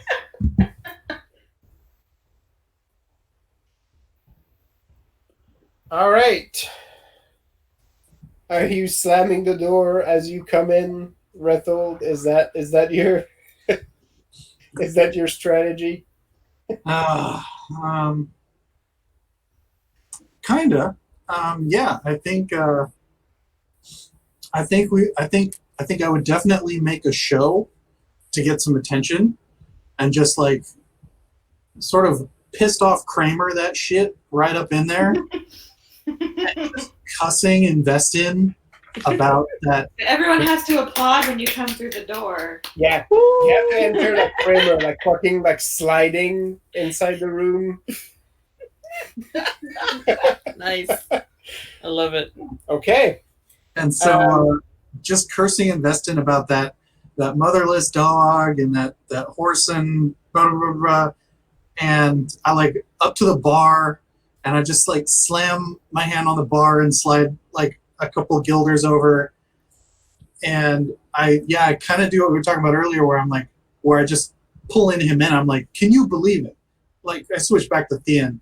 I'm like, can you believe it? Oh my goodness. What man of faith. Incredible. As you start and you burst into the room, the first reflex from people is like, they don't know you, and yet, they're like, oh, is the party coming? Like, nobody enters an ale house like this unless, they're ready to throw down. And then you start, and you immediately see, like, a few, like, ooh, like, just, like, not wanting to get involved in this. Like, oh, he's going to talk about politics at dinner. Oh, and a couple of folks are sort of going into that. But both of you roll me a panache. And whichever you feel is appropriate as a skill you want to tack on that. Perform would work. I was gonna say I'm gonna do perform. Convince would work. No. Perform. This is a show. Yeah. I was about to say for you, Rethold, tempt would work if you want to make some ladies and men swoon. I actually so many people. I actually don't have much tempt. I'm surprisingly kind of a cinnamon roll. I have a bunch of temps. That's fine. It just works because of your chiseled abs. You don't need to say much. It's a racial that. Does that mean like you can like replace with like brawn or something or athletics? You got to do it like the cut Frenchman who is like, "Is it time to break bread?" And then you stick a baguette and you just go, like it's just cut it with your pecs and your abs. Wait, did you just make that up, or is that really a thing? You will never know. Damn it! Him and I got 5. Oh my God! Rethold has shame on his cow. Oh. Jimenez just started being like, I know, right? It's so scandalous. Yeah. Has anybody else heard of this? Like, Es scandal mucho. Oh, I roll so many dice. Still. And so we're for us it wasn't very good.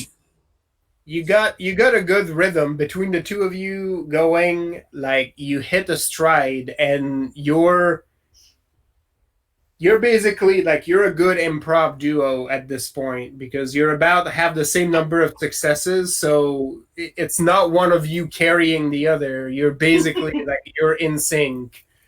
And it's true, I was there. It hits the right bits at the right moment.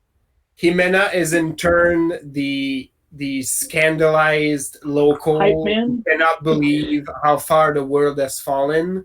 And at other Every times, once in a while, she like slips into like long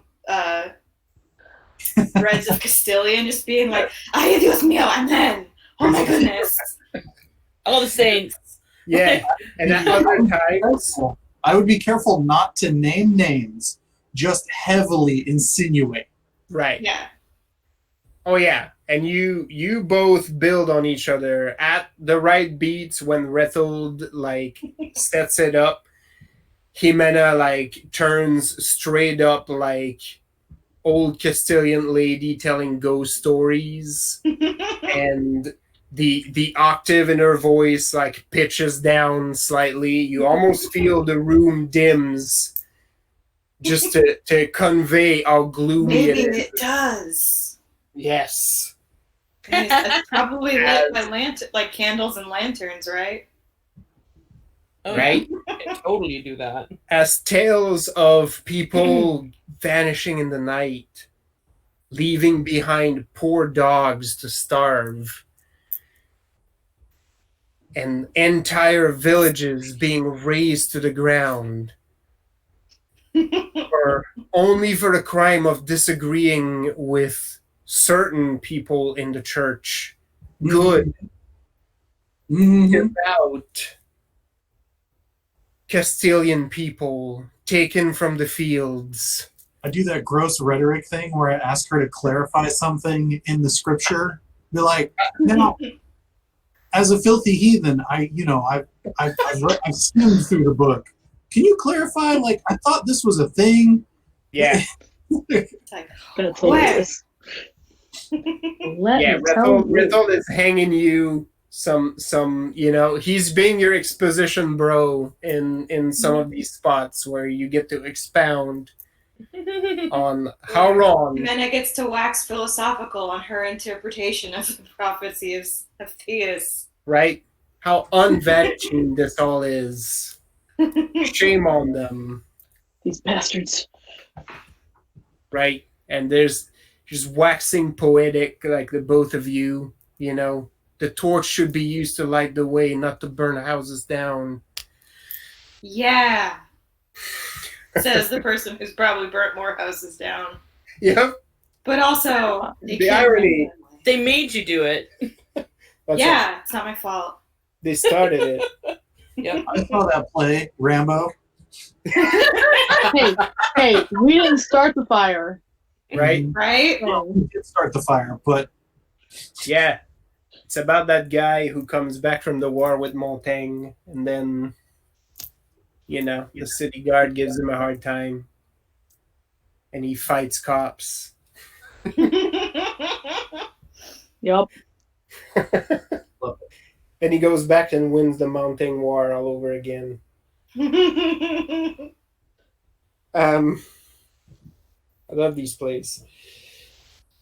But yeah, there's still disagreement. Like, there's clearly some people who don't want to be involved, who want to keep their head down. But as you do your thing, more and more people are joining in the discussion. It starts with a few more inebriated people who maybe have lost a little bit of inhibition / fear. This is And- not your mama's Bible school. Yeah, and they start to talk like, right? It does feel different, right? Why are we talking about that? They get shushed periodically by some of their peers, but there's more and more people sort of joining in.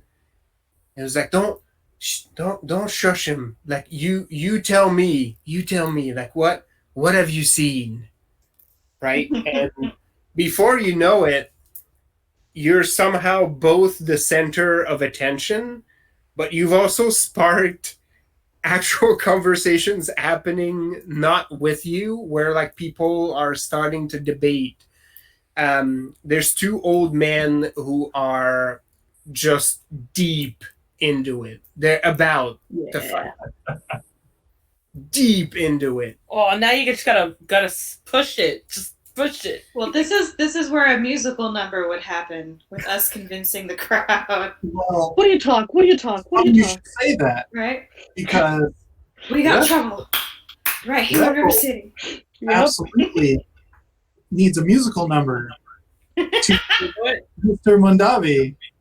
Mr. Juarez. We like Mondavi. To give Yeah. Mr. Juarez at least one rank in the despicable reputation. Right? Ooh, you can do that? Neat. As a Sather, I can Yep. enact my abilities on fate and grant a reputation to any one character. One rank of a reputation that I so choose, or it increases their rank by 1. Aw, nice. You can mechanically do this shit. Yes. Mhm. That was me bouncing one of my hero points to Filled with 6. Jimena produces a Precisely. tambourine that you don't know where it came from. yeah. Let me Where were you tell keeping that? Like, she produces the tambourine, and then the camera pans out, and her hair is teased somehow, and it's like, wearing a lot more makeup than she was a second ago, and right. I did not notice the costume change. This is a really good production. Nice misdirection there with the religious discussions. But yeah, Rethold with 6, like, you know exactly when to infuse just the right amount of power, and you get some satisfying, like, oh, I did not know. That's disgusting. Like, you start to hear from people, like, and you do your best, and you play your, like, I don't know how it happens in you people's lands, but that's the way to be. Yeah. that's why I'm asking her. Right? You managed to play it off as almost like a, oh really? Like, is it that weird? Because I don't know. Like, I don't know the difference. Like, This is that not how it woman happens? is here trying to save my soul. And, I'm almost convinced, but I see certain people and I have questions. You Perfect. can't afford to do this wrong, My soul hangs in the balance. Yeah, I'll stick with my tree, man, if y'all can't get your shit together, because I'm not feeling it. Jimena, you notice, and because it's Jimena, you notice with some feeling of excitement, because you've had like pent up, feelings that's been bottling for a little bit now. Uh-oh. 2 members of the Prophet Sword have entered the establishment. Ooh. And you notice a very mousy patron from when you first entered, accompanying them / sort of hiding behind them. Oh, bitch.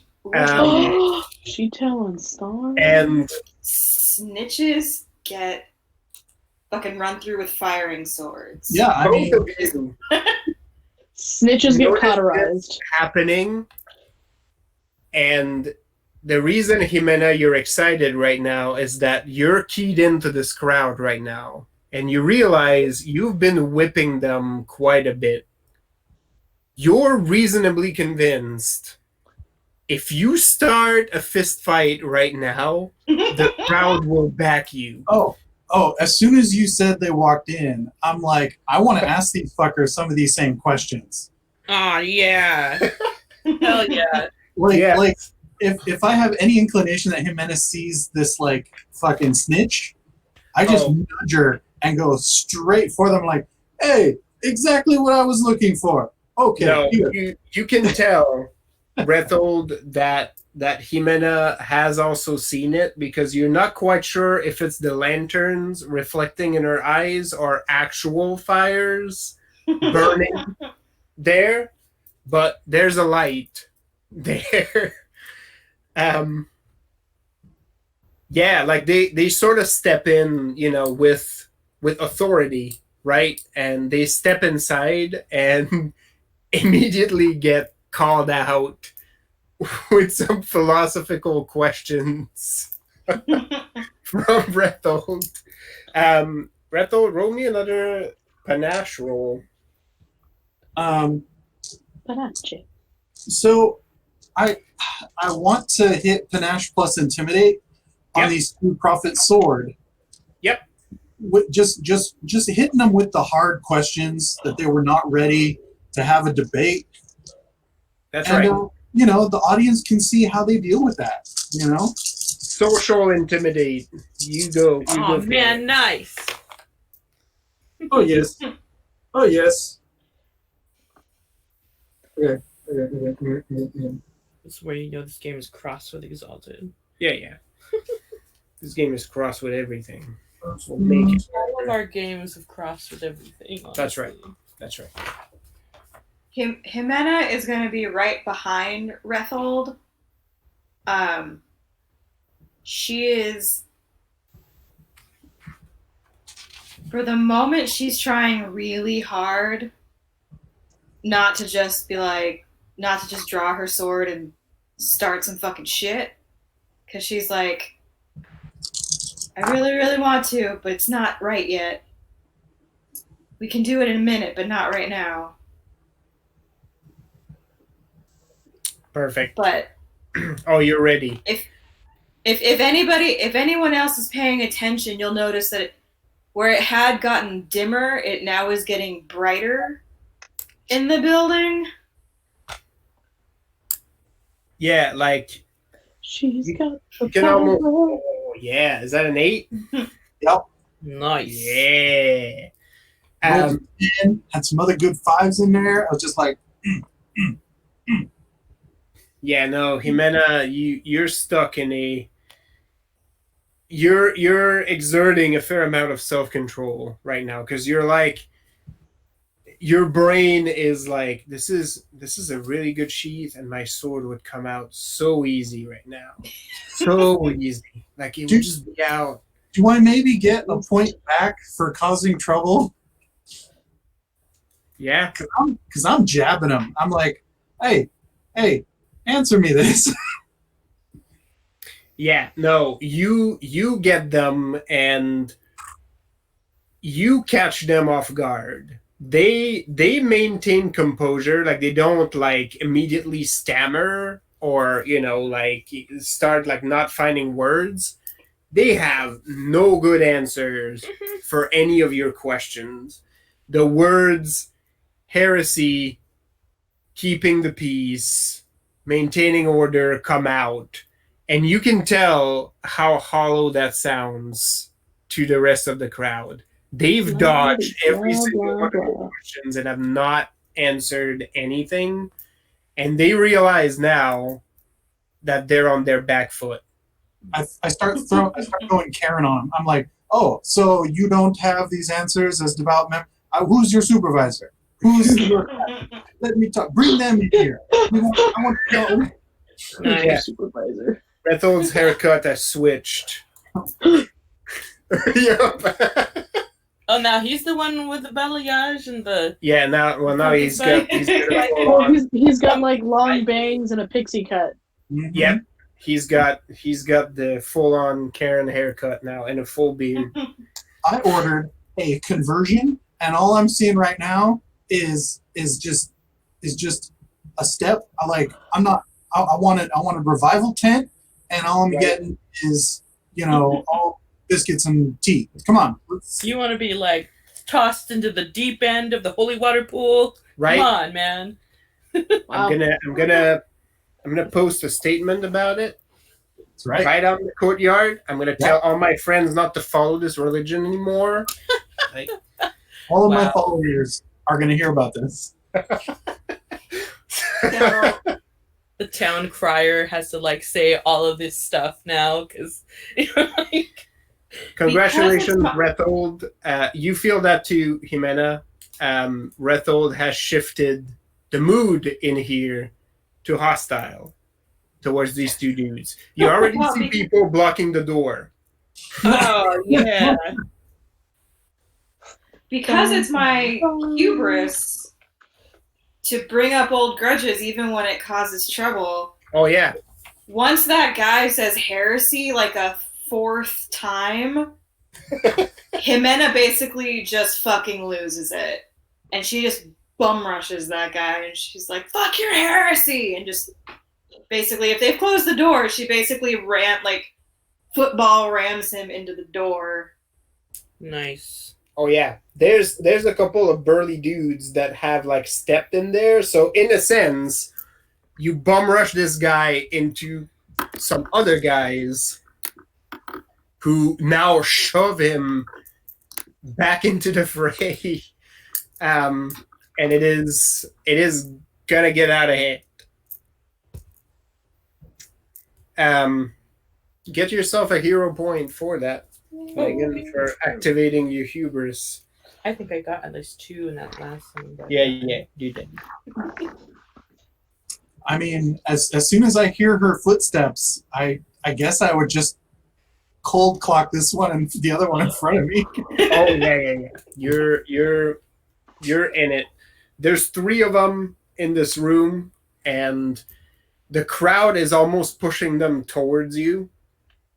They're hostile towards them, but you have a chance to sort of drive this home by flattening these suckers. Where's the snitch? The snitch is at the door, and the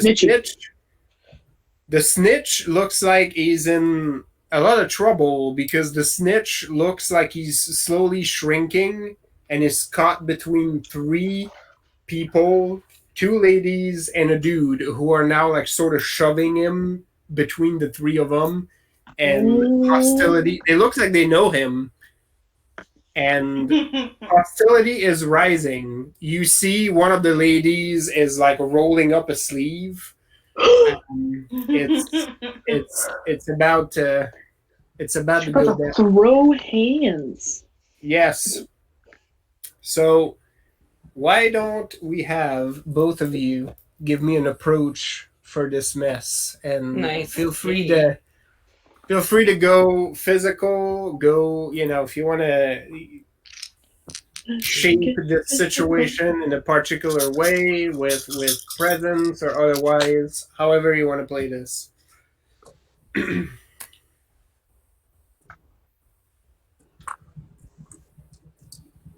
So, let's see.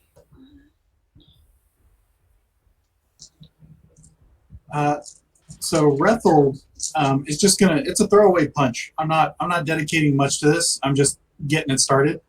Right. What I do want to do though is brawn plus brawl to get through this to the snitch.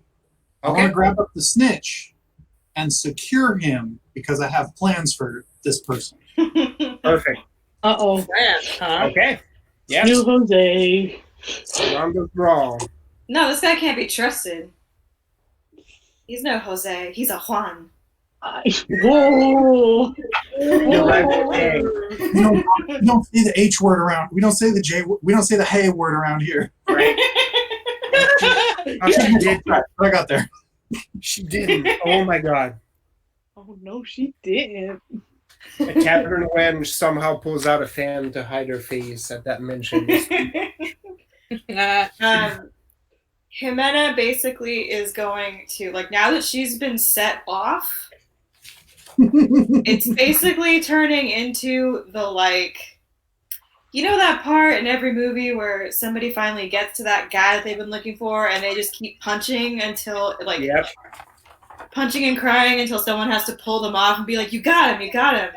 Like, there's no head left. You've punched him enough. Right. That's basically where Jimena is at this point. Like, she rammed into that guy and she is just going, like, insane on that dude. And if the other dude, because you said there's 3 Prophet Sword? Yep. Yeah, so if the other one there's 3 tries to intervene, and then the snitch, it's swords out. Like, she is done. But for now, it's brawn plus brawl for just beating up on that guy, and I got 5. Nice.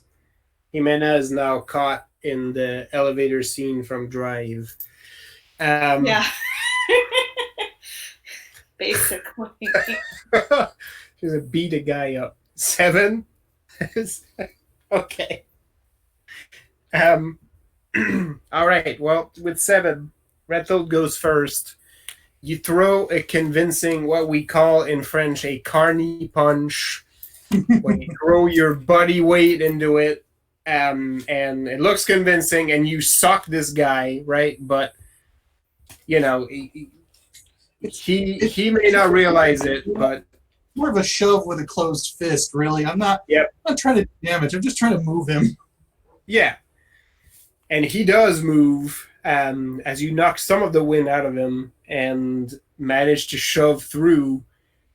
And with the strength of your maneuver, you sort of barrel through. Like you see people clearing out when you land your punch, and you're basically landing sort of a little bit like, crouch, like lower on your feet, right next to this group of people who are about to mistreat this little mousy man, and he sees you, and his eyes widen, as it seems worse now. He was getting ready to get his ass beat, and now he's like, "I'm gonna get my ass double beat."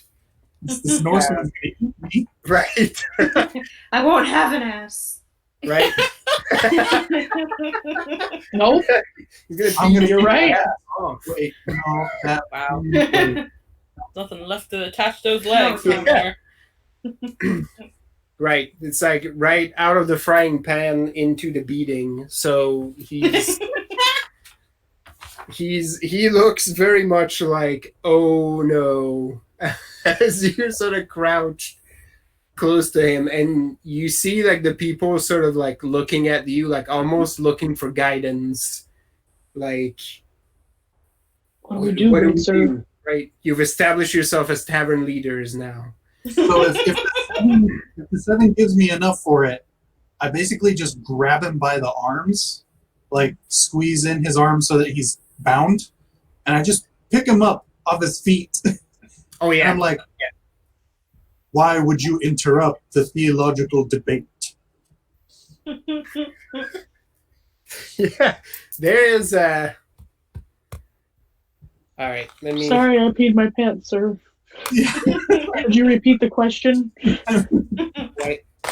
I peed so loud I couldn't hear you. Do you mind? Like repeating? Just What?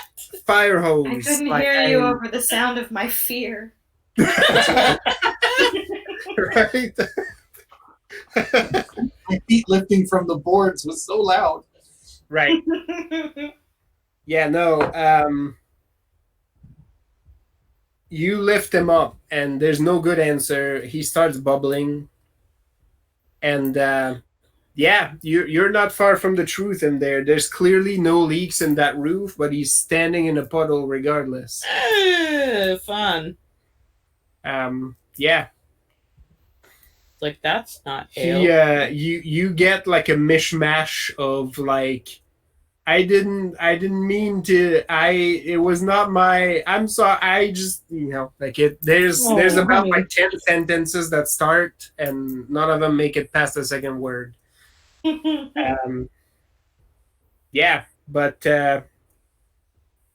he's sort of like melting a little bit as you're holding him up. Here's my notes. He's scared as Yep.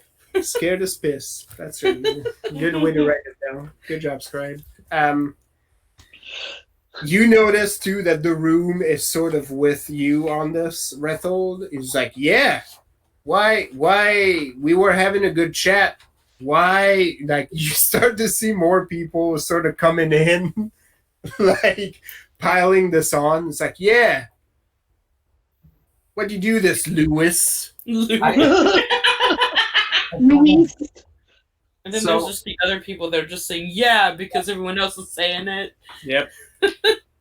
So I guess if there's still that beat, I would kind of be like, I would kind of look over and be like, could you please make sure my friend is okay? As she Right. assaults a prophet sword without any assistance. Yep. Yeah, like a couple people are like, yep, on it. And they just like, they turn around. Like a couple of them have multiple drinks in. And I don't know. It seems like a good idea right now. Behind you, you hear the sound of Jimena just assaulting one of these prophet sword guy. Jimena, it feels everything that has been building up since you touched land in town just led to this moment. It is just like I don't care who you are, I don't care what your rank is, you're gonna pay for all the others. Right now, this man might as well be the embodiment of the Inquisition, the Prophet Sword, anybody who uses zealotry to do bad things. This is this man personified, and you just descend on him. And he throws a couple punches your way. You feel them connect. One of them clocks you in the jaw. It doesn't matter. After a while, like you're holding him at arm's length, and you're on the tavern floor, and it smells of rank ale and sweat and dirt. But you're on the tavern floor and you're wailing on this guy, and it's not long before like he's trying to bring his hands up to cover his face. You're knocking his arms aside, and it's relentless. You feel once one of his brethren freeing himself from the crowd, pulling you off this guy, and you headbutt him right in the nose and get right back to your work. Like, this is your job now. Finished. You're focused on this, and you're not done yet.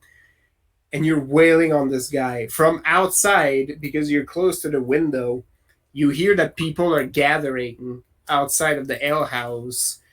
And you hear in Castilian, like, yeah, 3 of them went in there, and you see, like, through the haze, like, what you think are faces, like, close to the windows, and you hear in Castilian, oh my god, they're getting their ass beat. Like, they're in here getting killed. They just went in there, and they're getting pummeled. And as that word sort of echoes, more people are starting to come around. To a safe distance, witnessing some of the prophet sword getting some righteous beating. After a while, that guy is not moving anymore, and you still throw a few more for good measure. And you realize, like, you're splattered in blood at that point. As that guy's nose just burst at some point and just sprayed you. Pretty sure he's still alive, because there's an ugly sound that can probably pass as breathing. But he's a fucking hot mess. He's gonna be out of commission for some time. So, are the other prophet sword mixing it up with the other patrons, or is this one of those horrifying? Yeah, it's turned into a full brawl. It is, because Rethel, I mean, Jimena's a little preoccupied, so she's got a little bit of tunnel vision. The moment that other one tried to pull her off, and someone punched me. Someone punched a woman. Yep. Regardless. Oh, yeah. It is no bueno. And then this other guy, like, just grabs Jimena and lifts her up. And then the moment she just, like, pushes her head back and hits him in the nose, the crowd just erupts. Something shatters that was made of wood. Was it a chair, a table, a stool, a peg leg? You're not exactly sure. We'll never know. There's fucking everywhere suddenly.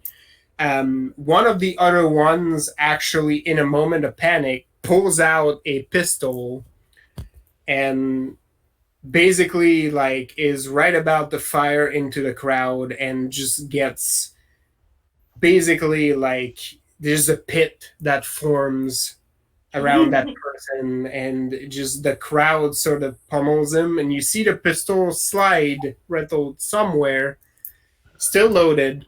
It sort of slid across the floor, but yeah, like now they're getting swarmed in the whole establishment. You actually see the gentleman behind the counter shouting some kind of protest and like climbing on one of the counters to try to calm everything down. And That guy's just making himself a target. Rethold, you see him and you see that he's shouting something.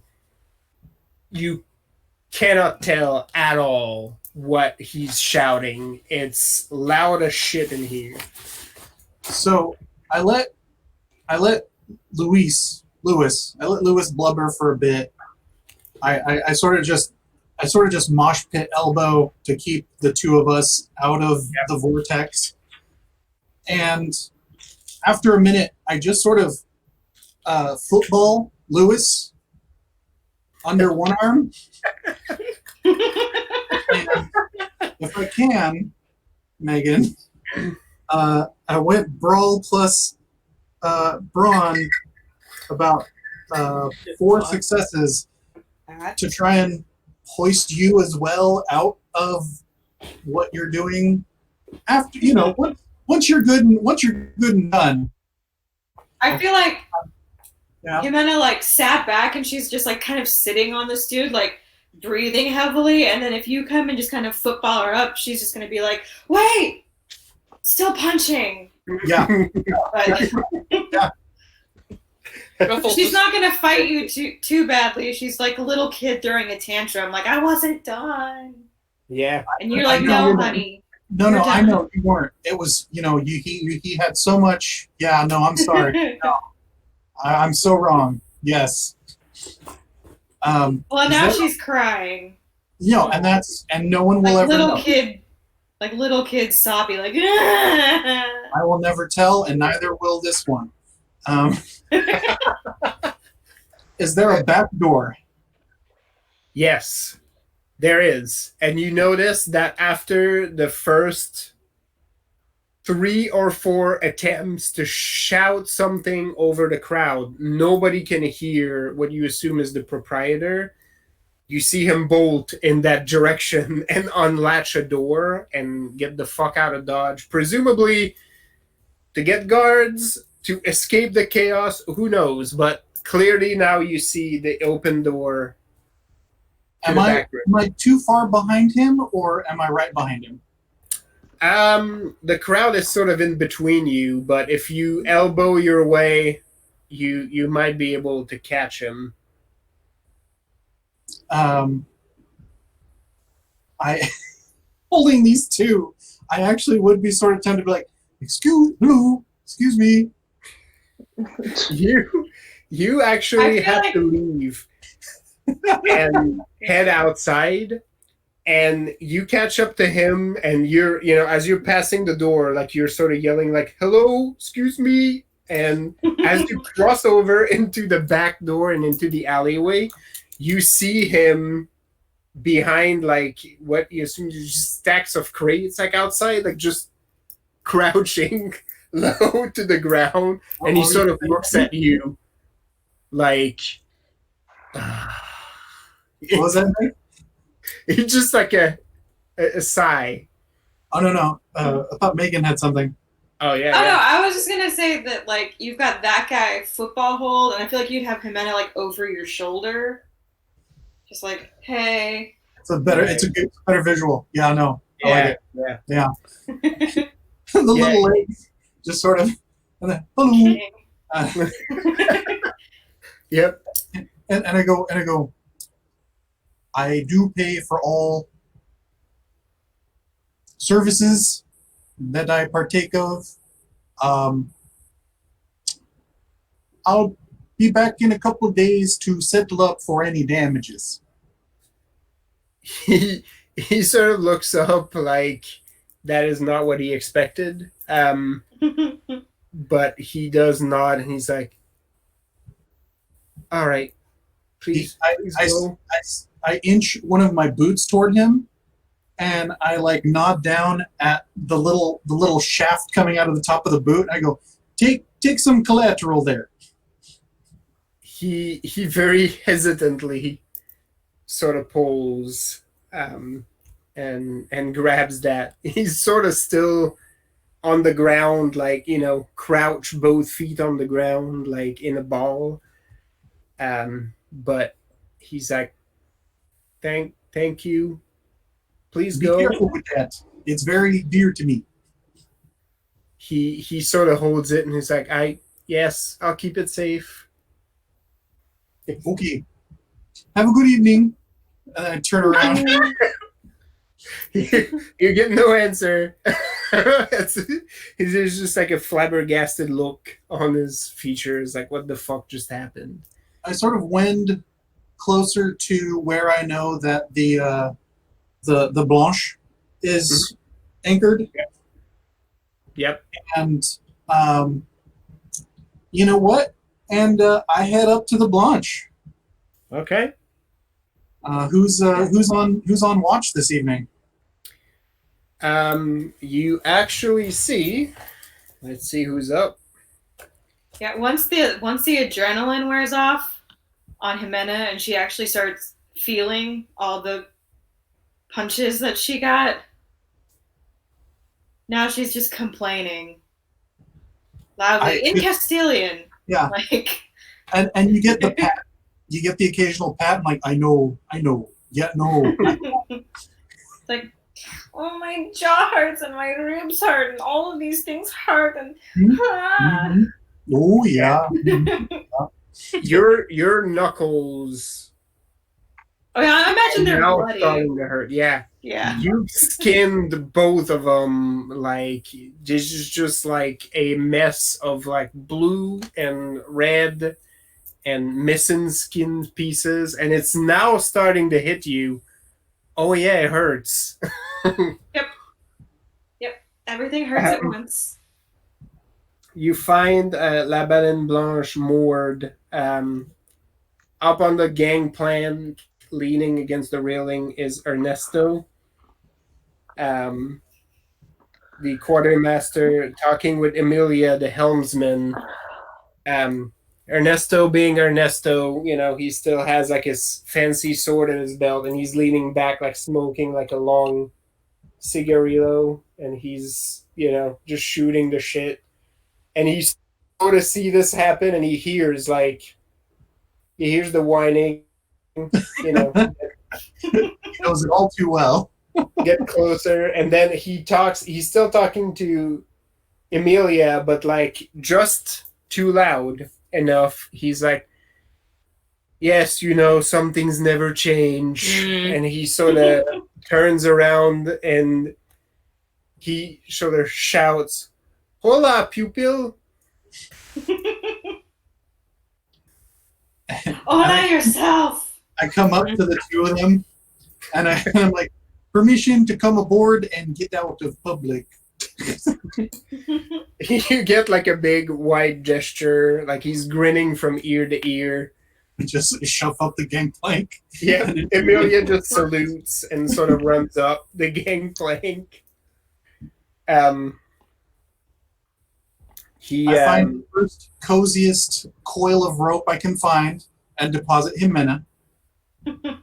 Oh yeah. You find a nice spot on the other side of the ship, with nice coiled rope, some barrels sort of laid about as it looks like they're charging some shipments. Ernesto sort of goes and sits on one of the barrels and folds his legs. Every shot is like it's a picture for like a magazine as he sort of leans back and just shit-eating grin, like, and what kind of trouble did you two get into? With the other one still under my arm, kind of whimpering, I just look down at Jimena and I just say, "Witch hazel," and then I go off to find another. Because she doesn't need the medic. she just needs to bind up a little. They know. Yeah. Totally. And then I find another quiet corner, like up against a bulkhead, and I deposit Lewis somewhere that's easily cleaned. Sure. He looks terrified. Like he's about to ship on some sort of voyage forever. This is all happening way too fast. And I go, 1 second, he was creating the narrative in his head that he was being a good citizen and calling things to order, and the next, it was chaos. He was getting beat, and now maybe he'll die, or maybe he'll be, who knows? Enslaved. and so I ask him, "What is your name?" He What says, is your favorite color? Sorry. Ooh, you. you get a little bit of stammering, and then, Luis, sir, my name is Luis. I smack him and tell him, "Your name is Jose." No. He starts crying. Yeah. No, I go, Louis. You're right to do so. Right. We'll see. We'll play it by ear. I go, Luis, how old are you? He sort of stammers again. He's like, I'm 41. I go, good age. Have you lived in San Felipe all your life, Luis? He stammers a bit, and he's like, for a long time, I was born in San Cristobal, but we moved here when I was a kid. So I guess yes. I'm the This amount of reminds me- comfortable. Yeah. Of that part in Goonies where the Fratellis get Chunk, and they're like, "Tell us the whole story," and he's like, "All right, I'll start from the beginning. When I was 5, I farted and I blamed it on the dog." That's right. Yep. That's right. Yep. I've been waiting so long to get this off my chest. Right. Yeah, and I'm like, I'm that amount of comfortable that is not threatening but scary, because I'm just sort of like leaning against whatever post or barrel there is, and I go, so you'd consider San Felipe your home, right, Luis? Yes. He doesn't know what is the right answer. Yeah, Yeah. there is clearly like If I say the wrong thing, he's gonna kill me. there is an unspoken like yes, unless that is not what you want to hear, and it is no. I give him a little pat on the top near the shoulder. I'm like, and because it's your home, you don't like, you wouldn't want someone to start some sort of ruckus. I get that. But No. You what get a no, and his eyes are real red right Yeah. now. You can Yeah. see the water's coming. And I go, so when you're trying to get some sort of unrest under control, wouldn't you call someone from the town that deals with that sort of thing? Yes. What would that be called, Luis? Oh, here we go. There's a pause. Like he's not exactly sure anymore. Like something that guards the town? The town guard. Oh, yeah.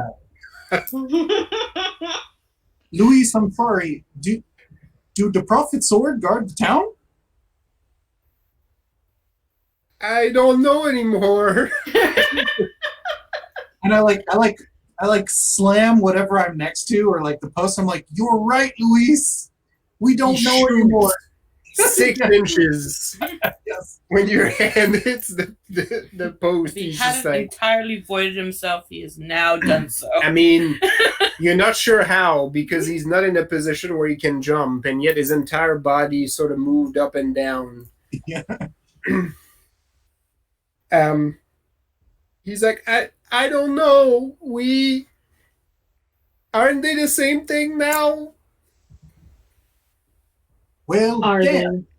Are they? Huh. No. But he's sort of like he's in the moment of like I didn't know. Next time, I promise. If you let me go, I'll go to the city guard. I don't even know why I did that. Oh, honey. Oh, I get that.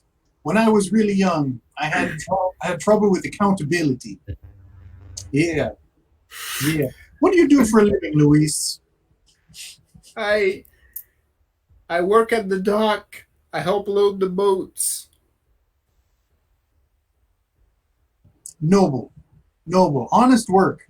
I like that. It's okay. Yeah.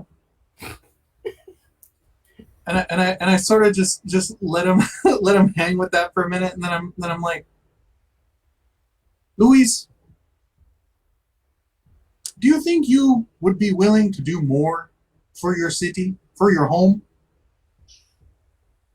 There's again like a yes. Luis, you've had a long day. Yeah. Do you have to work later, or are you on tomorrow? I'm on tomorrow. Okay. As What long time as do I'm you- still around. Oh yeah, no, absolute. What time do you work tomorrow? 6. To solid 8, 6 to 6 to 3, right? Okay. Which dock? He basically like sort of stretches a little bit, and he's like this way, like just about half a mile down. I lean in closer. I go, do you have any plans after you get off work tomorrow, Luis? No. Good. I think you should go home and rest up, clean up, go to work tomorrow, and then after work, Die. someone named Jose may wish to talk to you if it's not me. So hang around for a little bit, half hour most. And if no one comes to talk to you, go about your day. Okay. Then what? Well, we'll see if a Jose or I come talk to you. If not, I'm not keeping you here. You're not? No. He sort of looks like past you a little bit, like he's not sure if this is not a trap. I'm not gonna try to run.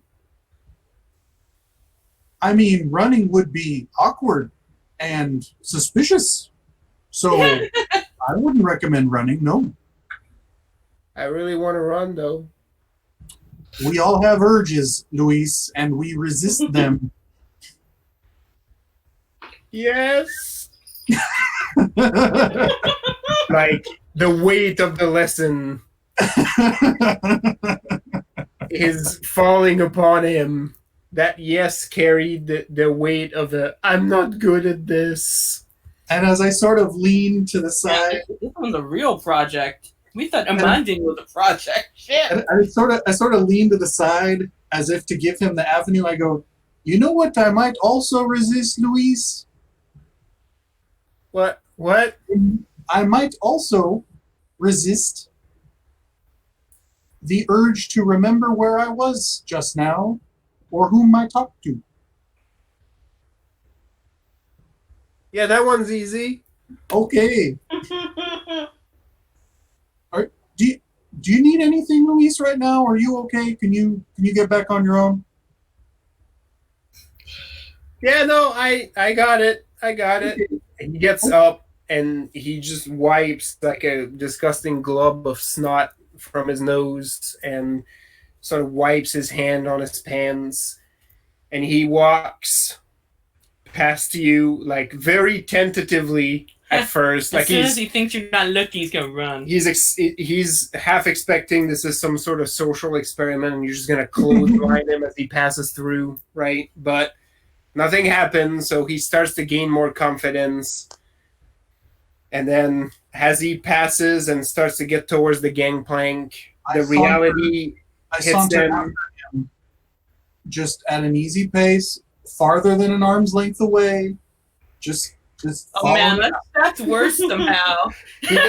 He does not look back. You can tell that he hears that you're walking, but he keeps walking. You see the moment as he reaches the gangplank where the reality settles in, and he starts to walk a little bit wider because he realized he pissed his pants, and now he's walking with this. He's doing the walk of shame, the entirely He's- wrong kind. He's walking with the consequences and his shame. So he walks a little wider, but then he starts to make his way down the gangplank and start to walk a little bit faster, and starts to make his way into town. Doesn't do, run. do I see the quartermaster, or who's the highest ranking officer of the ship that I see? Ernesto would be at this point. You see some of the actual mates around, like doing sort of the busy work. Emilia is back up to where the wheel is, and Ernesto is sort of around where you drop Jimena, still sitting on a barrel, smoking. He's offered booze to Jimena at this point. I don't think She he takes. would start the conversation. He's just like offers a bottle to Jimena and just like smokes there in silence. I sort of address the locker, and I'm like, Luis works on the docks a few piers down. Honest gentleman, had a little chat. Seemed confused by the state of the city, in that wasn't sure if Prophet Sword or the town guard was the correct person to report civil unrest to. Easy to make that, that mistake considering the current climate. You do seem to have a knack to pick the good, upstanding, honest citizens, do you? I look around and I pull some jerky out of my pack, and I sort of set it on the rope next to Jimena.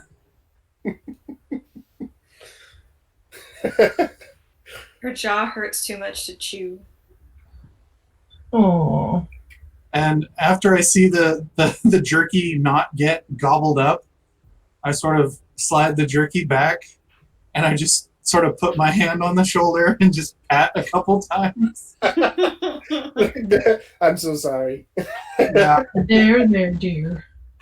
And I think even Ernesto's quiet on that one, and I just sort of, again, I address the locker. I say, Yeah. I'm gonna go see how the other ladies are doing, and I'll check back.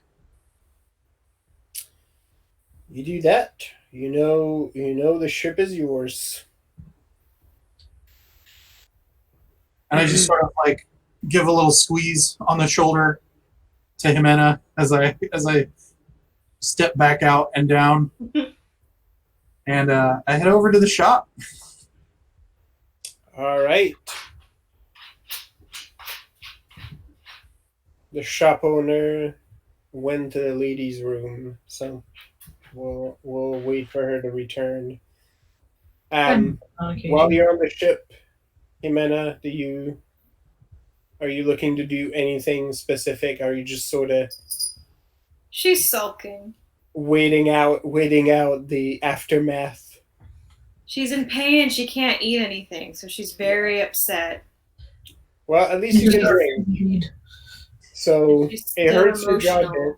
bit, but Ernesto keeps the drinks coming as long as you don't stop him. Don't stop, don't stop, don't stop the drinks. I can't stop. If someone brings her soup, she'll eat it. Something she doesn't yeah. have to chew. Maybe when I get to the shop, when I see Xenia and Marilena, I'd be like, Jimen is on the ship and I think she's hungry.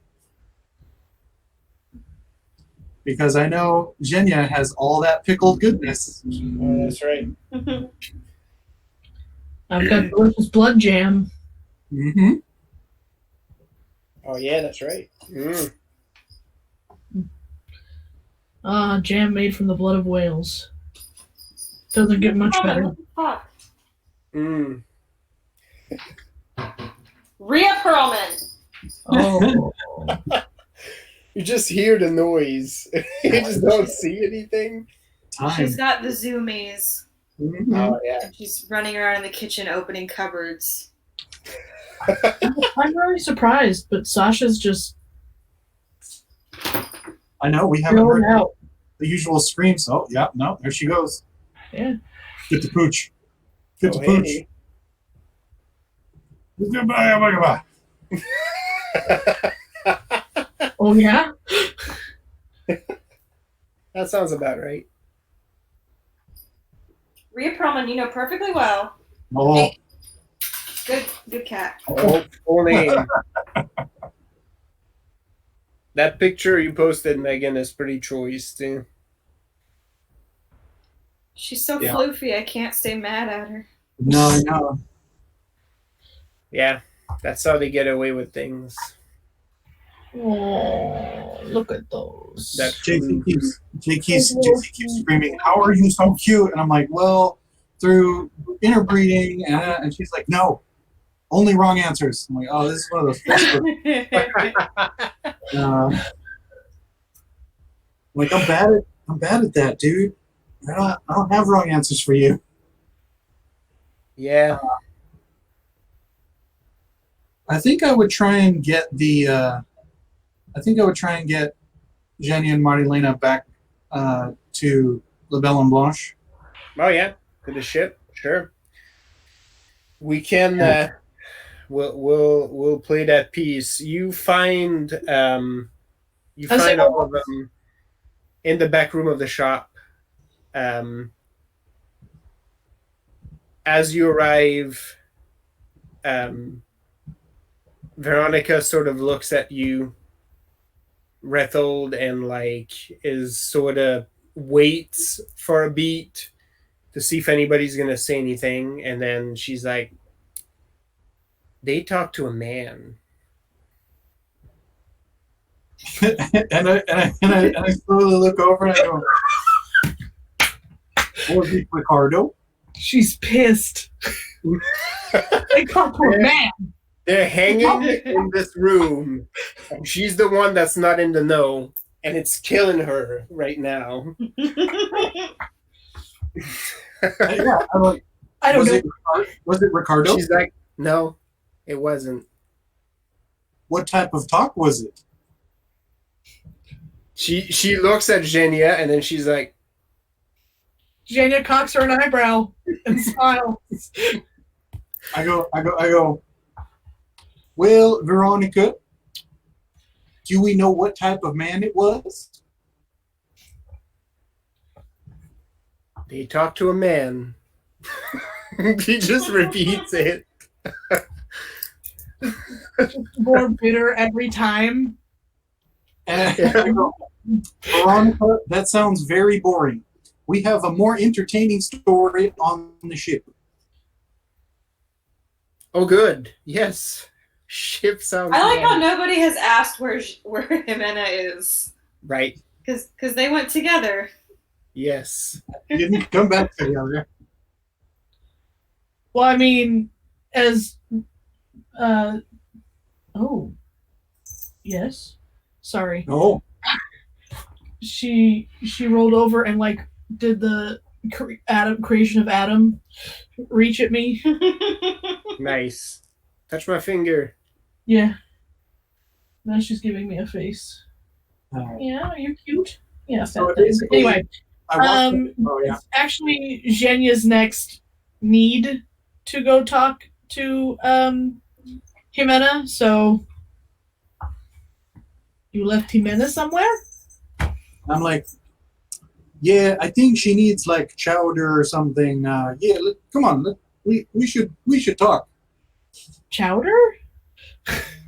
Yeah, her. You'll see. And so I walk them all back towards the ship, and if I see a stall or a vendor, I'll just grab like a jar, you know. I was Yeah. like, well, Zhenya has like herbs and shit. So I mean, we just got her Oh, pack. Well, yeah, we'll get the healing kit out if we need it, but mostly I realized the jerky thing, and I'm like, oh yeah, no, something you can slurp and drink, because if she's having nothing but booze put into her, that's not going to be good for anything. Yeah. Well, It's as tasty as it is for Jimena right now. It does not do great at culling the feelings inside. I want to eat my feelings and I can't chew. Yep. And you're drinking, Where am I? and the feelings are definitely stronger. drinking will numb the pain, and you can just eat. But the drinking, now she's going to have to eat more, because the drinking is making the feeling so much bigger.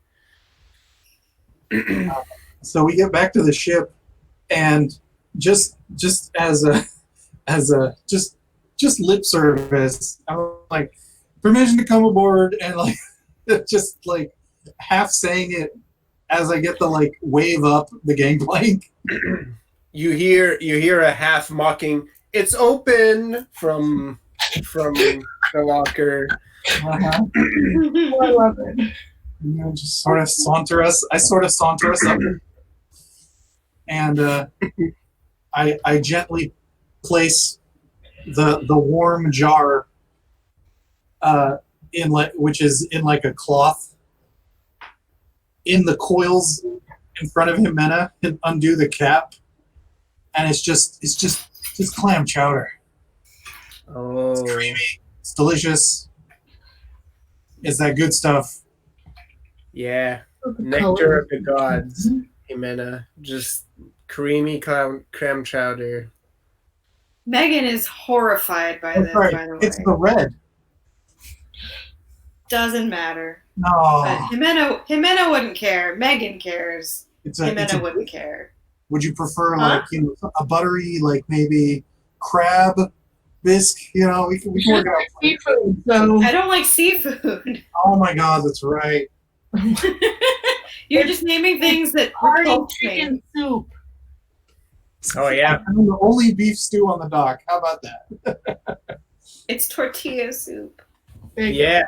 There you Even go. though they don't have tortillas in Spain. It's Everybody's chicken on the ship enchilada now. soup. Everybody, Including you. Oh, Rethold okay. went to fetch everybody at the shop, and we sped that along. So we're all sort of gathered around the pile of Jimena, and Ernesto's sitting there in his October pose, Yep. nice. and I just sort of go, well, I'll start. Jimena and I went to a tavern for a couple drinks and some in-depth philosophical, theological debate. And then a gentleman named Luis decided that a bar was not a proper place for such things, and brought some friends.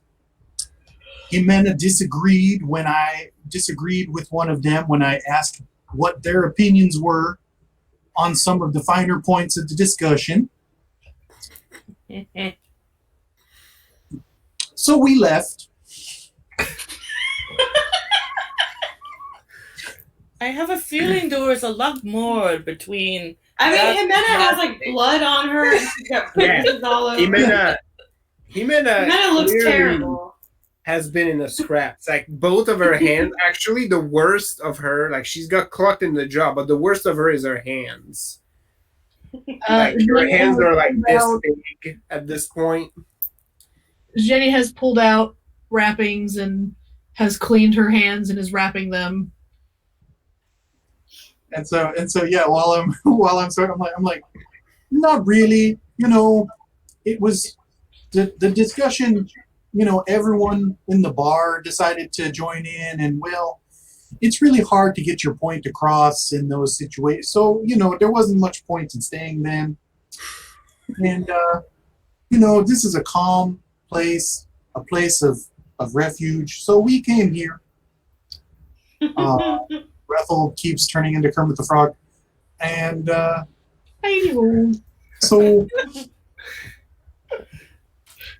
so that was how our day went. What did you do?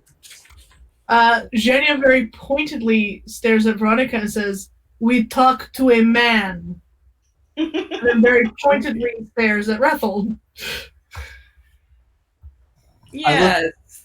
I look She rolls her eyes. and I I'm pretty sure Yeah. that Mazabi included all of you in the "you could know about this." He included them, but he did not include her. and I look down and I go, That's quibbling at this point, I think. But I understand if you would like me to say it instead. As you mentioned this, you see Ernesto just jump from the barrel with the cigarillo in his fingers, and he's like, "That seagull is very far away," and he sort of walks to the opposite side of the boat. He's like, well, I don't want anything to do with this. Yeah. Veronica, don't you want to see the bird? I look down at Veronica, and I go, Veronica, I consider you family now.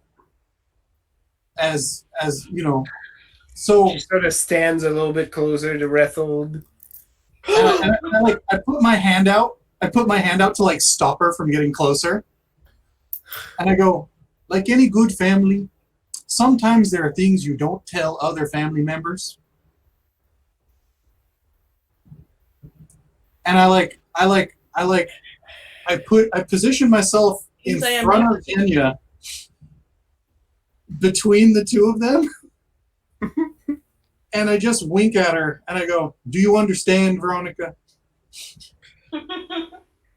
She sort of like relents and goes, "Yes, I do."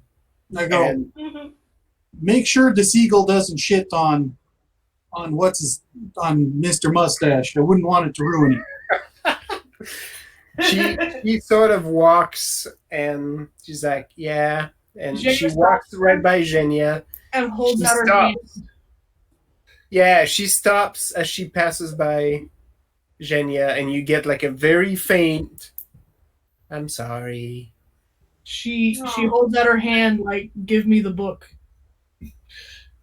She hands the book over. And she's like, "Okay." And Thank you. All right, kid, now scram. right. But the adults are talking. Yeah. She walks close to where Ernesto is, and you see him like he's sort of towards the railing, and she takes a spot right here. So he switched the cigarillo's side, like the smoke just poured on the other side. He's telling her something. Who knows? Now the key to proper mustache maintenance. Senor Mustache. Well, the short of it is that he wants to ally with us, and his specific request was to kill Inquisitor Juarez. Which As was soon as you say that, Jimenez sits like bolt upright with her soup and is like, "Did he really say that?" I just start laughing. As much as she can, like, Yes, he did. Over Jimena, I'm like, wow. She came alive. It was a little bit tense for a while because I had to reveal some things that that came out wrong. Sorry. I look over at, No, I look over at, Ooh, Marlena, saucy. I look That's over right. at Sheena I for flapped my confirmation leg. of what was revealed. I mean about my magic. She's Showed probably some not sweet, really red. sweet ankle. That's right. Oh hell yeah! A little bit of ankle action. Maybe a little bit of wrist. Right. Rolled up my hands a little bit. Sad, but So the agreement, he is going to impart some of his intelligence that he has, and they will be using my shop as the go-between. So, and we are also in business in the sense that he wants me to actually create investments for him, but it is specifically so that he can tell apart the clergy that he can trust.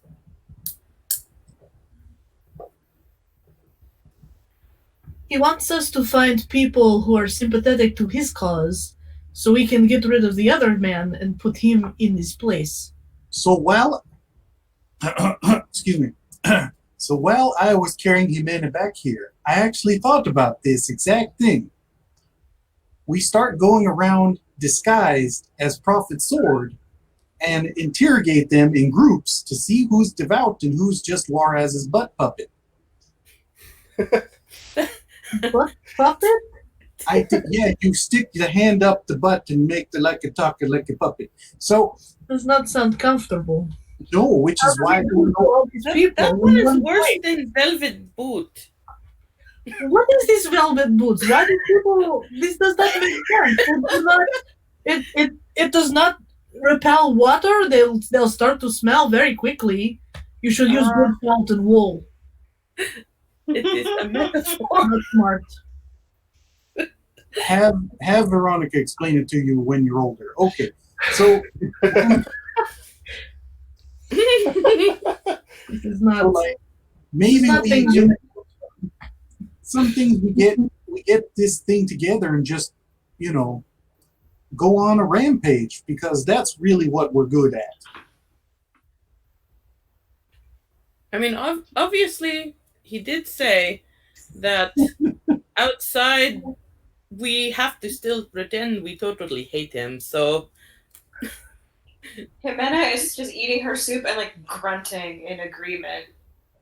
She's sitting like, or not pretend, as the case may be. Whatever you need to do.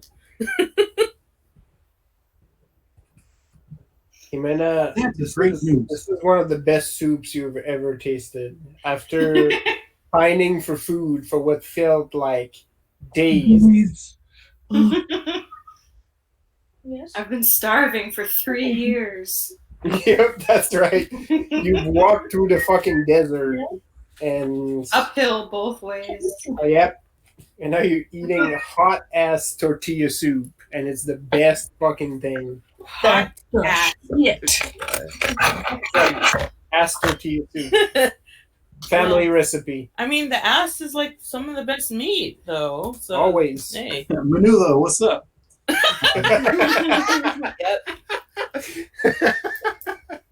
Yeah, give me some of them intestines.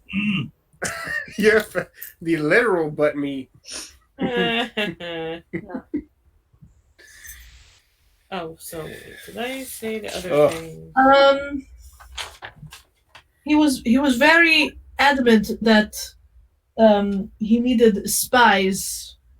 I don't know where this accent was going, but it's back now. So he needed us to be a spy. He mentioned multiple times he was not a spy.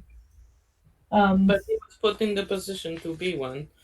He also mentioned about the original Inquisition, whose purpose was to root out corruption within the organization instead of pursuing people like me. I point at Jimena. I was like, "Didn't I say just a minute ago? See, that's it. Like this." I thought so. More nodding, more grunting. Yes, his if he has an ambition at all, it is actually in the hopes of bringing back this original intent. He seems to think that he will probably die first, but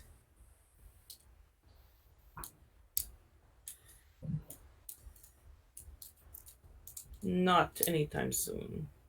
I'm like, oh, goody. So, how soon can you make the outfits? Like, I'm thinking masks along with the red, like just like blank masks, and then we can be the faceless Inquisition. It would be great. At the next showing, there's a full Power Ranger retinue. They all have Well, I robes just of did it with Sound of colors. the Opera. Nice. Cloaks and masks. Well, I need to know exactly what he wants them to look like. I'm not going to design them myself, as far as I understand. This is And not. I would not be good at this. You've been And so as good far at it so far. You just stay quiet the whole time, and the rest of us do with the thing. It's fine. Heavy sigh. Okay, it was just an idea. If we don't like that idea, we can do it the honest way. You know, that's fine. It is you can do what you do, but I can do things the way I do them. It would not help you to put me in an outfit and ask me to talk to people, and it does not work this way. It would be easier for me to work from a different perspective. Oh yeah, no, we we don't expect you to talk to someone after putting you in an outfit. No. But yes, Heroes are the rebel. How long it would take? Well, depends on the material needed and how many people I can spare to work on it.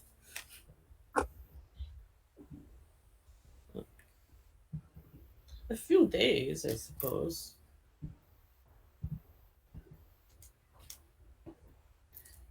But especially, I remember because this happened when I was still learning under my teacher, that the cloth that they use, the dye is very particular. So I am not sure if he will provide me with some or if he has a different one that he was going to give me. I am going to hear back from him soon, in a couple of days.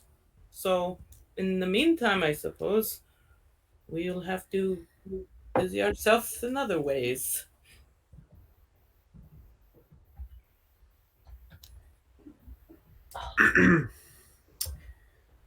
um, as you finish those words,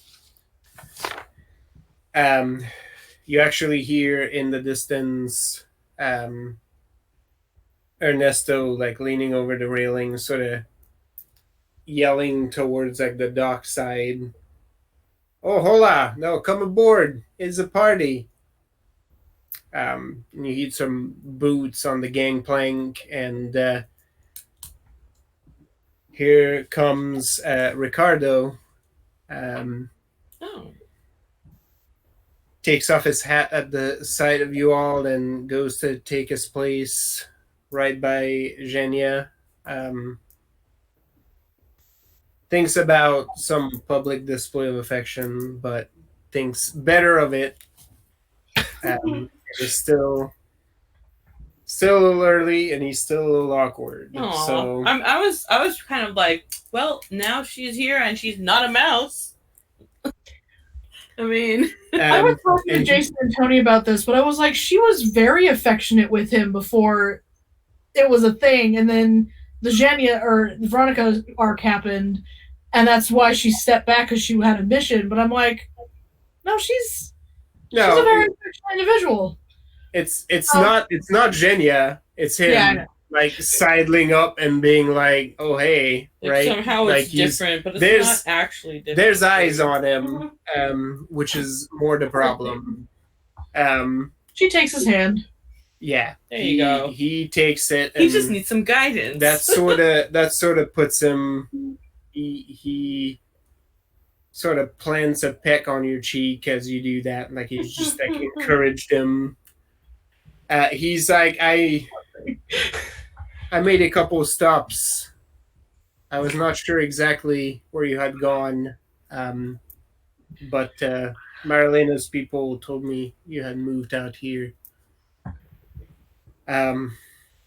He sort of looks around, and then his eyes start to stop on Jimena, like As he does that, I slide up real close, like in their bubble, and I go, "Are you ready to kill a cardinal? Or what's the? Oh yeah, what's their rank?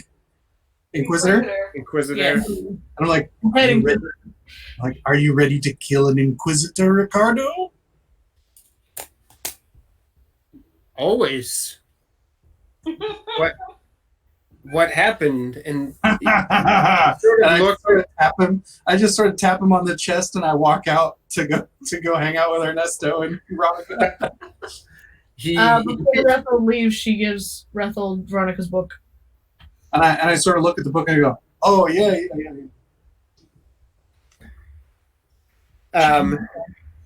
He steps a little closer to Genia, and he sort of looks with concern at Jimena, like slurping her soup, and he's like, "Are you all right?"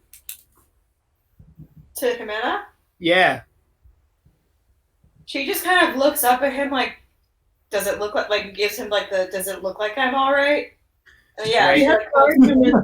Like, His mouth's open and then closes again as he looks at the rest of the crew and is like, okay, yeah, no, that's fair. I walked into this one. So Jenya catches him up on everything. while they do that, I go over to Ernesto and Veronica, and as I hand the book back to Veronica, I go, "We're in cahoots with a high-ranking member of the Prophet Sword." Rude. He The more she doesn't know, Veronica less like hard sort of for her. looks at you and she's like,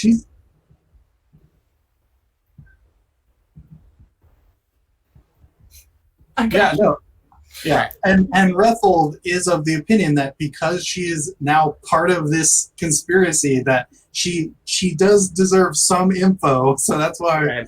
yeah. Which Meanwhile, Ernesto you know, shifted. but Wait, yeah.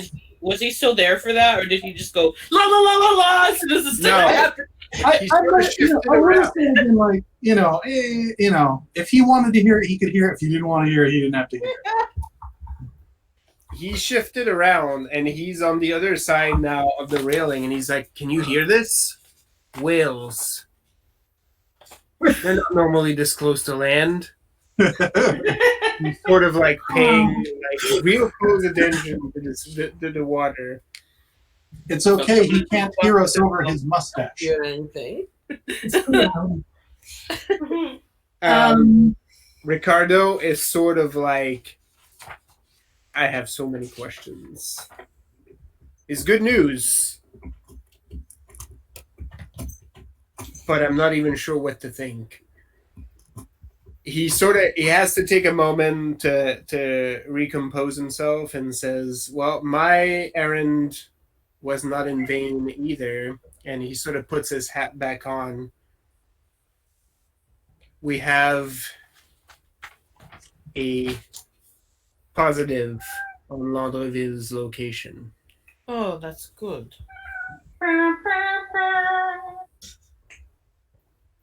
He's been taken to an island half a day sailing from here that used to be a holding for the Brotherhood of the Coast. And I do not know what is Brotherhood of Coast. It used to be. I think someone else there would ask what that means. my understanding, and he sort of pauses and turns to Genia and says, the Brotherhood of the Coast are sort of like, you know, he sort of is trying to find an analogy. He's like, so, you know, when a war ends and like, so think of the crows for us, right? You know how veterans sort of band together and, you know, when we don't have a country to serve anymore, we find solace in each other. Brotherhood of the Coast is the same for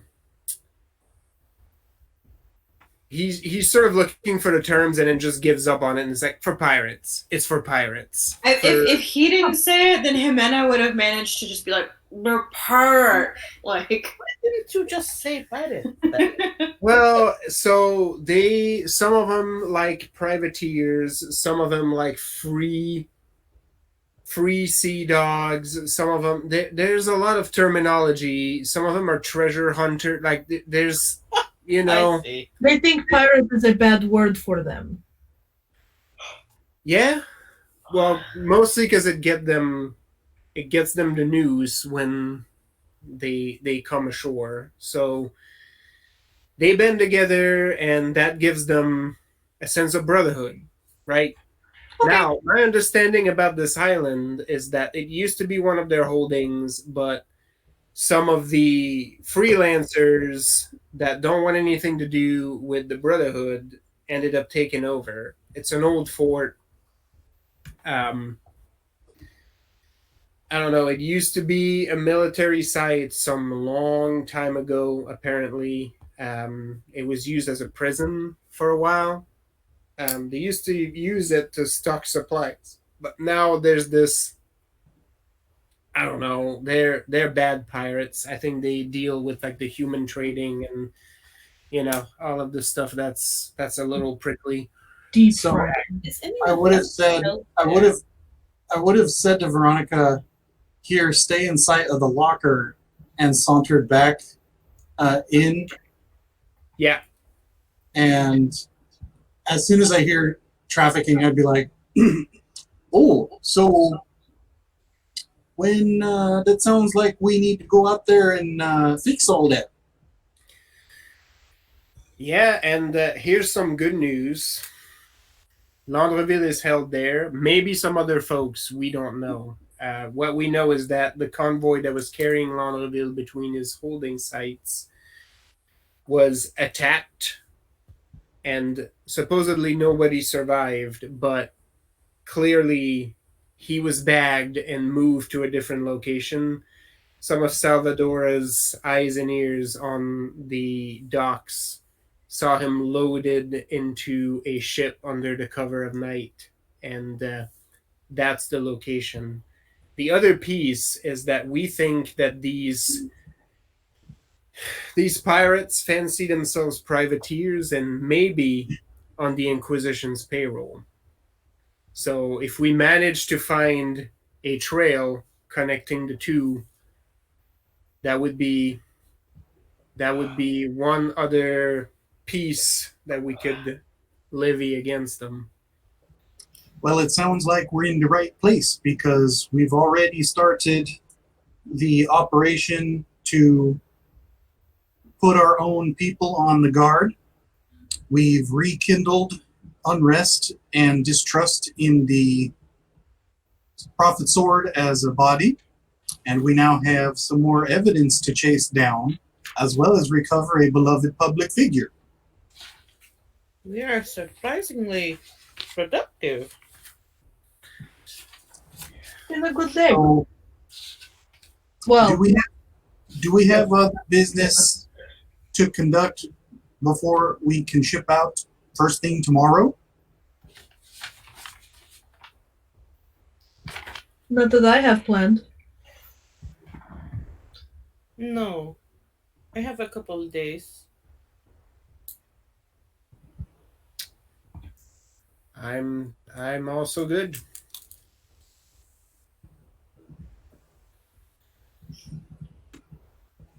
Back on the ocean. Yep. Half a day. So, depending on how fast you do this, you can come back on the same day.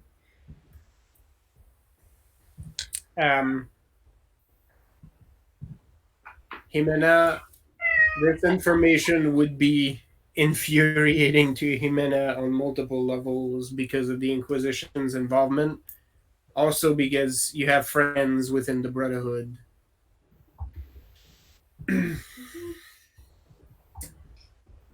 All right. So many people. It's gonna be great. Well, some more plans were made. Yeah. This feels like a good spot to call it. It is late. If they're leaving to go back home for the night, Zhenya falls back to talk to Jimena. Alone. No. I would be heading back to my office because I have a task for a Jose for tomorrow before we ship out in the morning. But I would want to spend one more night in our home. Yep. Ricardo basically will let you stay behind Zhenya, but as you're about to stay there and he's gonna give you some privacy, he basically tells you in a hushed tone, "We have one night. I will take you to one of my favorite places tonight. Let's go eat." No. Okay. I have to talk to Jimena first. And he sort of leaves and is like, "I'll be there when you're ready." Okay. And before I leave the ship, I would definitely be like, Ernesto, we're shipping out first thing tomorrow. We're gonna go kill pirates, but bad ones. He sort of is like, "Yes, no, I hear you now over the whales.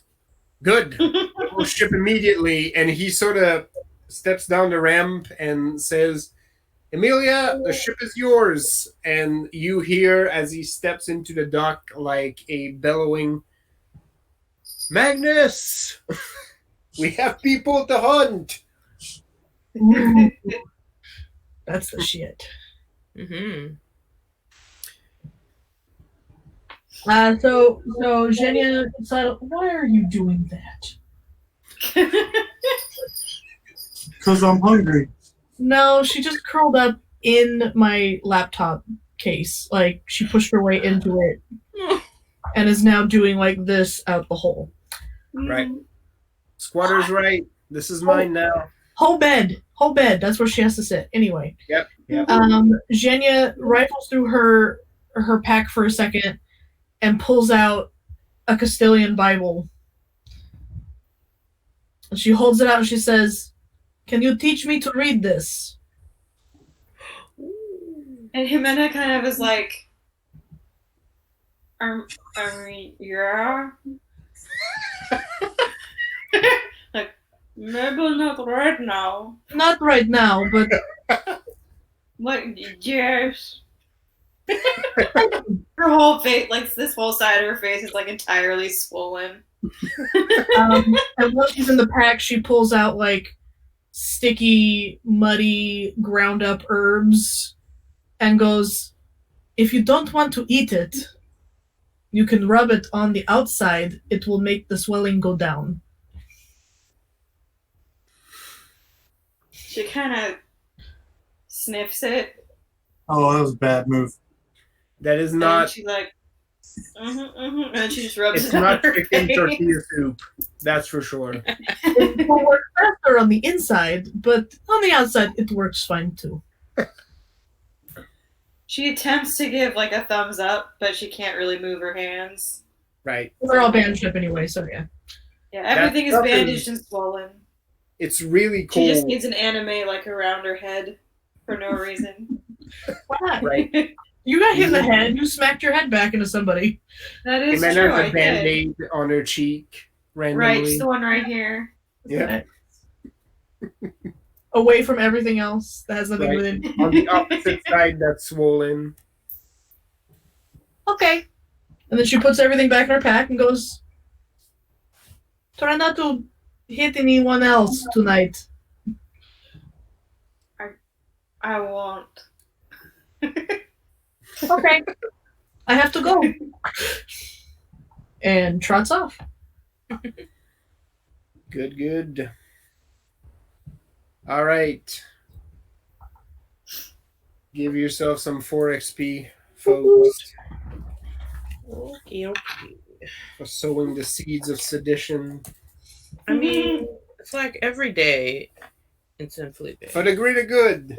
Yeah. But also profit. And also profit. All right. In some ways, I'm glad that Bethel wasn't there either for my thing, because I feel like his raider instincts would have been like, "There's riches in them coffers." And shit.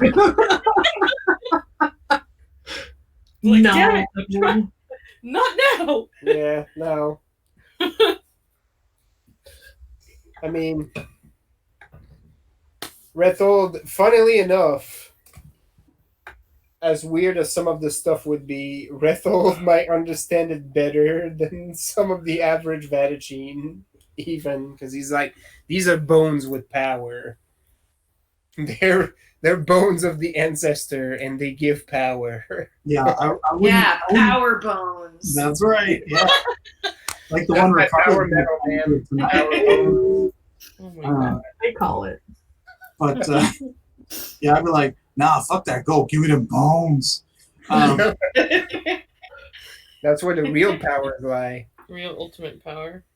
100%. right? I saw Power Bone open for war, and it was really good.